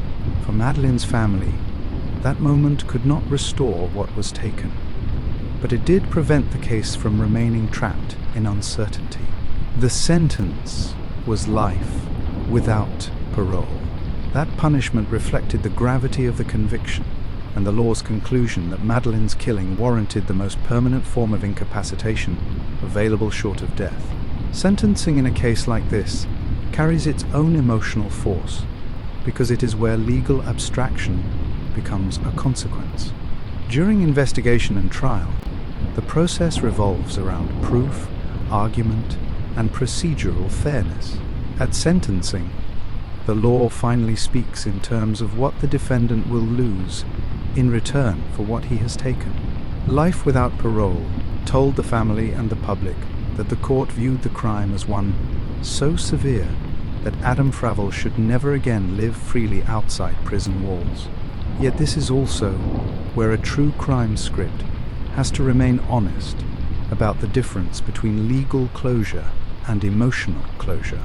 A conviction can settle who the law holds responsible.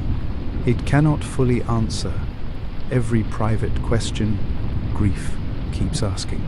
It cannot return Madeline to her children. It cannot erase the image of the final, ordinary morning. It cannot tell her family everything they wish they knew about her last moments, if forensic limits still leave part of that final passage in shadow.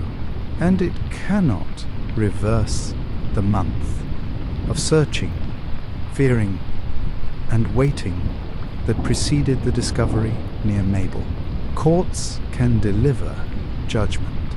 They cannot rebuild the life violence destroyed. That is why calling a case solved always requires care. In one sense, Madeline's case did reach a decisive outcome. There was a defendant, a trial, a conviction, and a sentence of life without parole.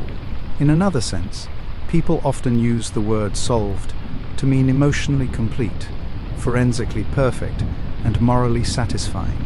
Very few homicide cases ever become all three.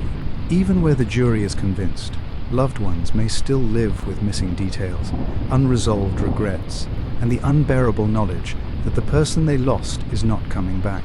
Solved can describe a legal file. It rarely describes a family's heart.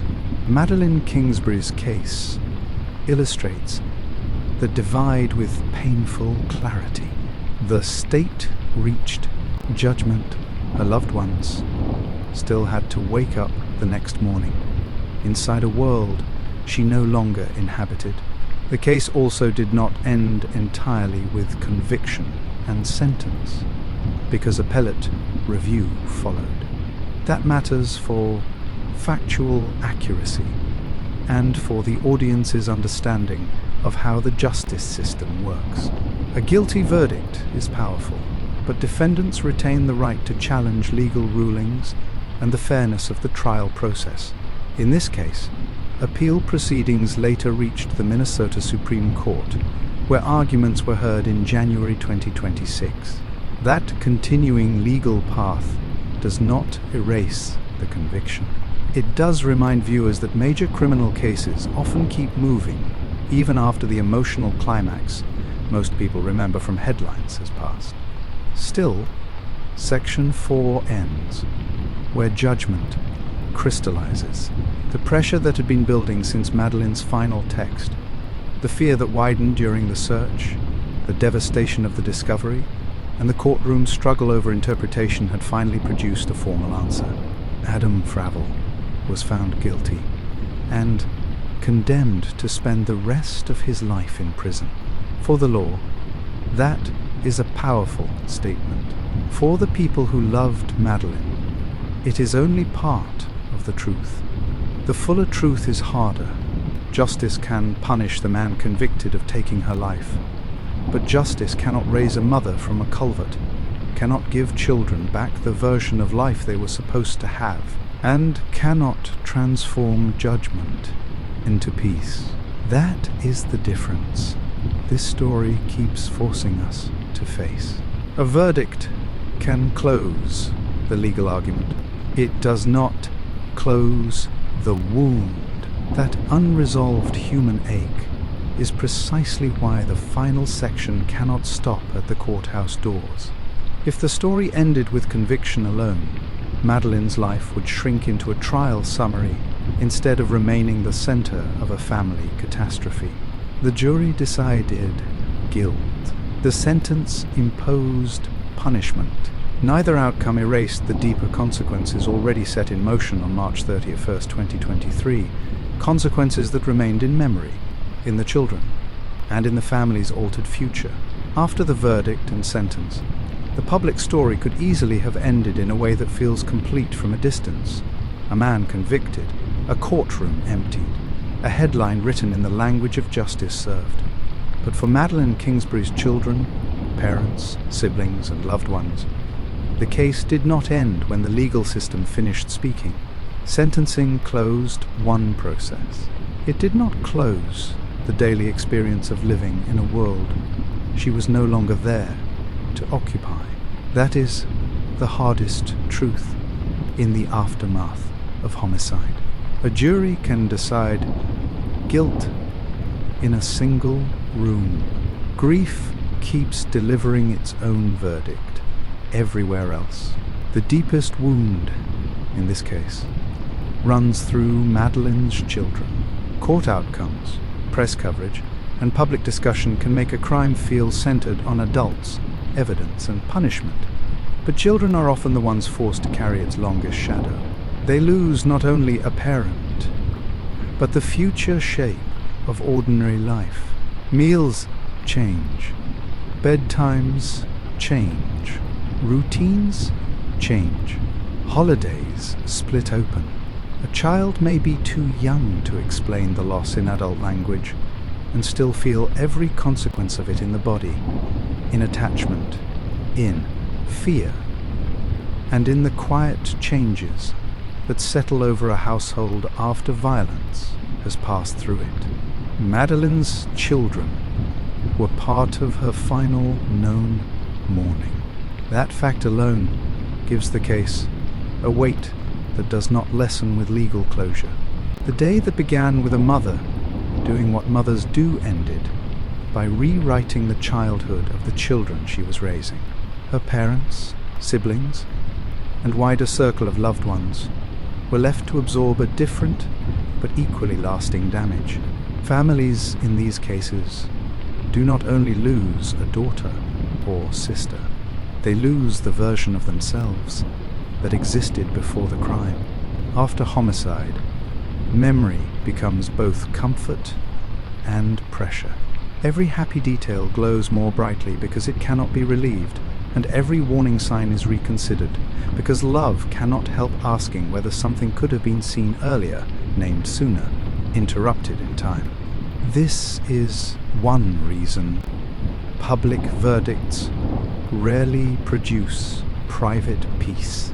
The law answers who is responsible, but the family still lives with birthdays, empty chairs, and the strange cruelty of time continuing to move through seasons their loved one no longer reaches.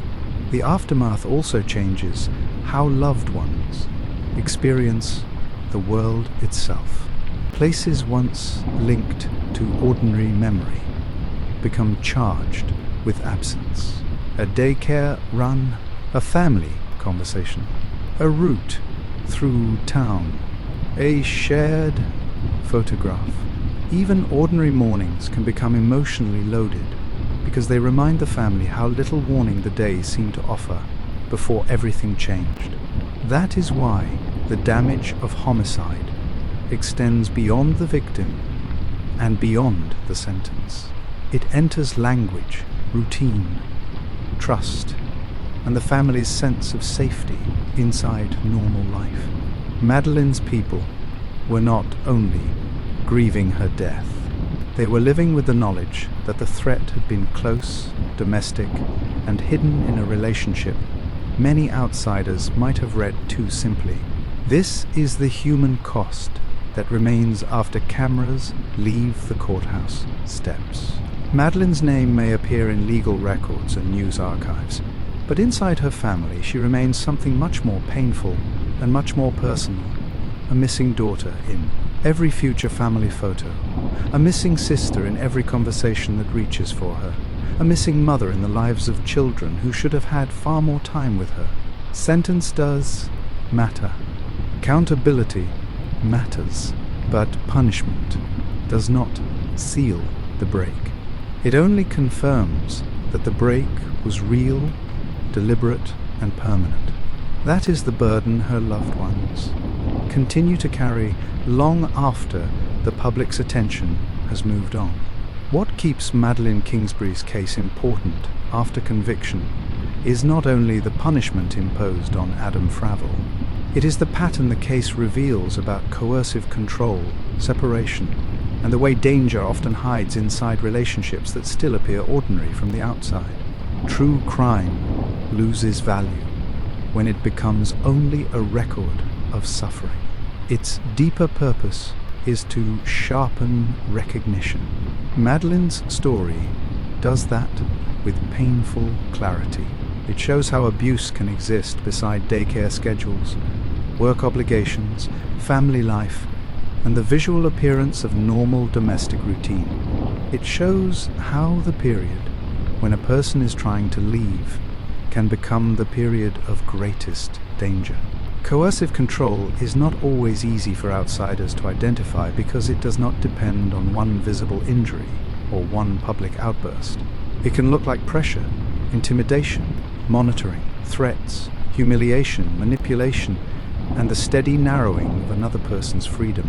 By the time physical violence becomes undeniable, the controlling structure may have been in place for much longer. That is one reason cases like Madeline's are so hard to understand from a distance. People often ask why someone stayed, why a relationship looked functional, or why the danger was not obvious earlier. Those questions miss the lived reality of coercive control. The person living inside it may be trying every day to manage risk, protect children, avoid escalation, and find a safe way out without provoking the very person who is already shaping the atmosphere through fear. Leaving is especially dangerous. Research and advocacy groups have warned for years that separation can become the most volatile point in an abusive relationship because the abusive partner may experience independence as loss of control. Madeline's effort to move toward a different life, including the reported search for an apartment, sits inside that reality. Her story is a case study in how attempts to reclaim ordinary autonomy can provoke lethal consequences when the other person refuses to accept that autonomy as a right. That is why this case still matters. It is not only about what happened to Madeline. It is about the dangerous interval between recognizing that a relationship is unsafe and successfully getting free of it. The case also teaches something difficult about threats disguised as humor. The reported Gabby Petito reference matters because it reflects a form of intimidation many people dismiss too easily. Cruel or violent statements are sometimes delivered as jokes, with the target left to absorb the fear while others are encouraged to brush the words aside. But threatening language does not become harmless because it is followed by a laugh or a denial. Often it is a test. It measures what can be said without consequence. It lets a controlling person plant fear while preserving a later excuse. Madeline's case shows why such comments should never be treated as trivial, especially when they exist alongside other signs of abuse or control. People miss extraordinary danger because danger rarely introduces itself in its final form. It comes in pieces, a bruising argument, a controlling demand, a joke that does not feel like a joke, a growing fear around leaving, a shift in behavior that friends notice but cannot yet fully name. By the time the full pattern is visible, the victim may already be living inside a structure that has become hard to escape safely. That is the larger lesson here. Madeline's case still matters because it forces viewers to ask whether they are waiting for a dramatic sign before they take a troubling pattern seriously. Too often, the dramatic sign is the crime itself. The question is whether smaller signs were asking attention long before the public ever heard her name. Out of the grief surrounding Madeline Kingsbury's death, her family and supporters have tried to build something protective. That effort matters because remembrance alone, while necessary, is not enough for many families after domestic homicide. Memory asks to be honored, but love also asks to be useful. In Madeline's case, that has meant turning attention toward awareness, support, and prevention so that her name does not remain fixed only to the day she was taken. The movement from mourning to advocacy is one of the few forms of resistance families can claim after violence has already changed everything. Foundation and awareness work connected to Madeline's memory reflects a powerful idea. A life stolen should still be allowed to protect others. Advocacy cannot undo homicide, but it can change what people notice, what they name sooner, and where they direct help when someone begins describing fear inside a relationship. It can also keep the victim from being reduced to a case file.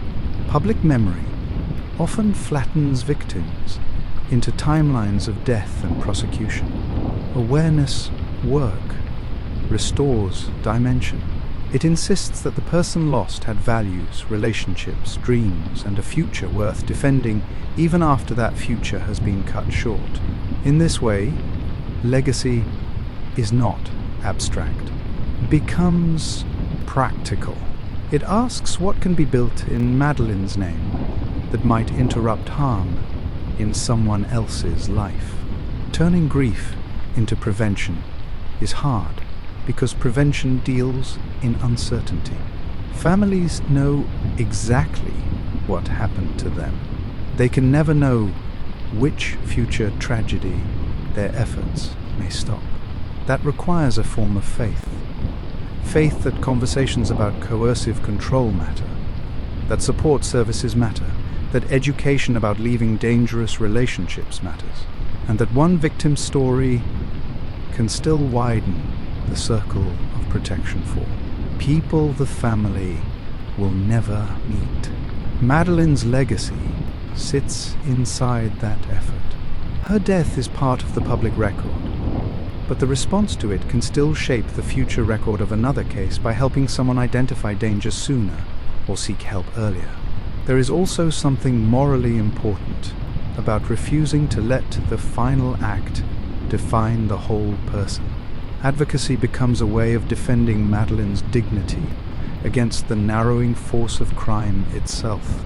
Violence tried to turn her into silence, concealment, and absence. Legacy pushes back by keeping her connected to purpose. It says that the person hidden in a culvert will not remain hidden in public memory. Her name will continue to stand for more than what was done to her. It will stand for what others learn because of her, what communities may notice because of her, and what protections may strengthen because her family refused to let the story end only in mourning. This is where true crime can either fail or become meaningful. If it stops at shock, it leaves the victim trapped in the worst moment of her life. If it carries the story toward awareness, it restores some moral purpose to the act of telling. Madeline Kingsbury's memory now reaches beyond her own case. It reaches into the broader conversation about intimate partner violence, coercive control, and the danger attached to separation. That does not lessen the pain her family carries. It does, however, mean that pain is not wasted in silence. It becomes a warning, instruction, and witness. Legacy is grief, refusing to remain passive. It is the decision to make sure one stolen life still casts light forward. That may be the closest thing this kind of tragedy ever gets to redemption. Not because anything has been repaired, but because protection for others becomes part of what Madeline's name still does. That choice carries quiet courage, too. The story closes where it began, with a mourning that did not look like it belonged to tragedy. That is why Madeline Kingsbury's case stays with people. The beginning gave no loud public warning. There was a mother taking her children to daycare, a final text, and expectation that the rest of the day would continue in the ordinary shape of work, care, and return. Looking back, that opening feels almost unbearable. The last normal moments were so normal that no one present could know they were becoming final. The daycare drop-off has remained one of the most haunting details in the case, because it captures the cruel contrast at the center of the story. Madeline was functioning as a mother, still doing the work of daily love, still holding together the practical world her children depended on. Nothing about that act suggested abandonment, escape, or withdrawal from life. It suggested the opposite. It suggested commitment and continuity. That is why the later silence felt so wrong so quickly. A mother who has just completed one of the clearest duties of care does not normally vanish from the rest of her life without explanation. The drop-off now stands as the final image of responsibility before interruption took over. Then came the silence, not the kind that belongs to a missed call or a phone left in another room. The other kind, the kind that grows heavier with each passing hour, because it stops behaving like delay and starts behaving like absence. Madeline's last text did not lead into another errand, another work exchange, another pickup, another answer. It led into nothing except worry. That is the shape of the case's first horror. The day did not break with noise. It broke with silence, so complete that the people who loved her could feel the wrongness before they knew its cause. By the time her belongings were found at home and the root evidence began to sharpen suspicion, the silence was no longer empty, was accusatory. It was telling everyone that the rest of the day had not belonged to Madeline's own control. This is the false safety of normal routines. We trust them because they repeat. We believe ordinary life is protective because it is familiar. A daycare run feels safer than the hidden places where bodies are later found. A morning text feels safer than fear inside a home. But familiar settings do not guarantee safety when control and violence are already present in private. Madeline's case forces that truth into view. The danger did not announce itself with spectacle. It moved inside a routine day and kept the world looking ordinary long enough to disguise what was happening. That is one reason the story lands so hard. It asks viewers to understand that normal appearance and real safety are not always the same thing. So the story returns us to the same place with different sights. A mother buckles children in, drives, drops them off, sends a message, and steps into what should have been the rest of her life. The audience now knows what the people around her did not know then. Some of the most dangerous stories begin without noise. They begin in kitchens, driveways, conversations, and routines that still look safe from the outside. Madeline Kingsbury's final morning matters because it destroys the myth that catastrophe always enters wearing a visible face. Sometimes it enters quietly, keeps the room looking familiar, and depends on the world to mistake ordinary structure for safety. That is the full circle truth this case leaves behind. It is why the opening still hurts at the end. The morning never changed. Our understanding of it did. What then is the point of telling a story like this? It cannot be only to shock. Shock fades quickly and teaches too little. If true crime ends at horror, it leaves the audience with emotion but no instruction, sadness but no sharpened vision. Madeline Kingsbury's case demands more than that. It asks to be told in a way that helps people notice what so often gets dismissed. The danger hidden inside control, the risk attached to separation, the violent meaning that can hide inside a joke, and the way ordinary routines can mask extraordinary fear. This is where the moral center of the story belongs. True crime should teach people what to notice before a case becomes a memorial. It should teach that repeated intimidation is not a private quirk. It should teach that controlling behavior is not love in a stronger form. It should teach that the period of leaving may require support, planning, and urgent seriousness. It should teach that silence from a person whose life is tightly structured by children, work, and family may signal more than delay. And it should teach communities not to wait for certainty before they care. Waiting for perfect proof is one reason danger keeps gaining ground in private. Madeline's story is painful precisely because so much of what matters becomes clear only after the final act. A good telling pushes that clarity backward, so viewers can apply it to lives still in progress. There is also a moral duty in how victims are remembered. Madeline was not placed on this earth to become a lesson for others, yet once violence has taken her, the least honest response would be to reduce her case to spectacle. Respect requires more. It requires that the telling preserve her humanity, preserve the seriousness of the warning signs, and preserve the truth that hidden danger often wears the face of everyday life. The point is not to create fear of all domestic routines. The point is to reject the lazy comfort that routine alone means safety. Does not.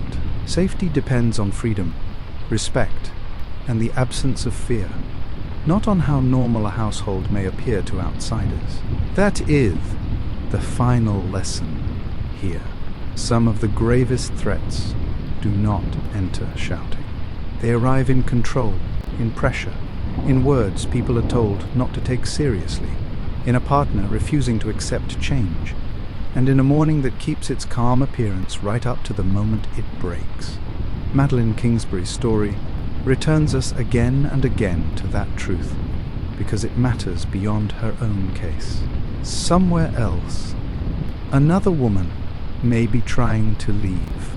Somewhere else, another family may be minimizing a pattern they do not yet know how to name.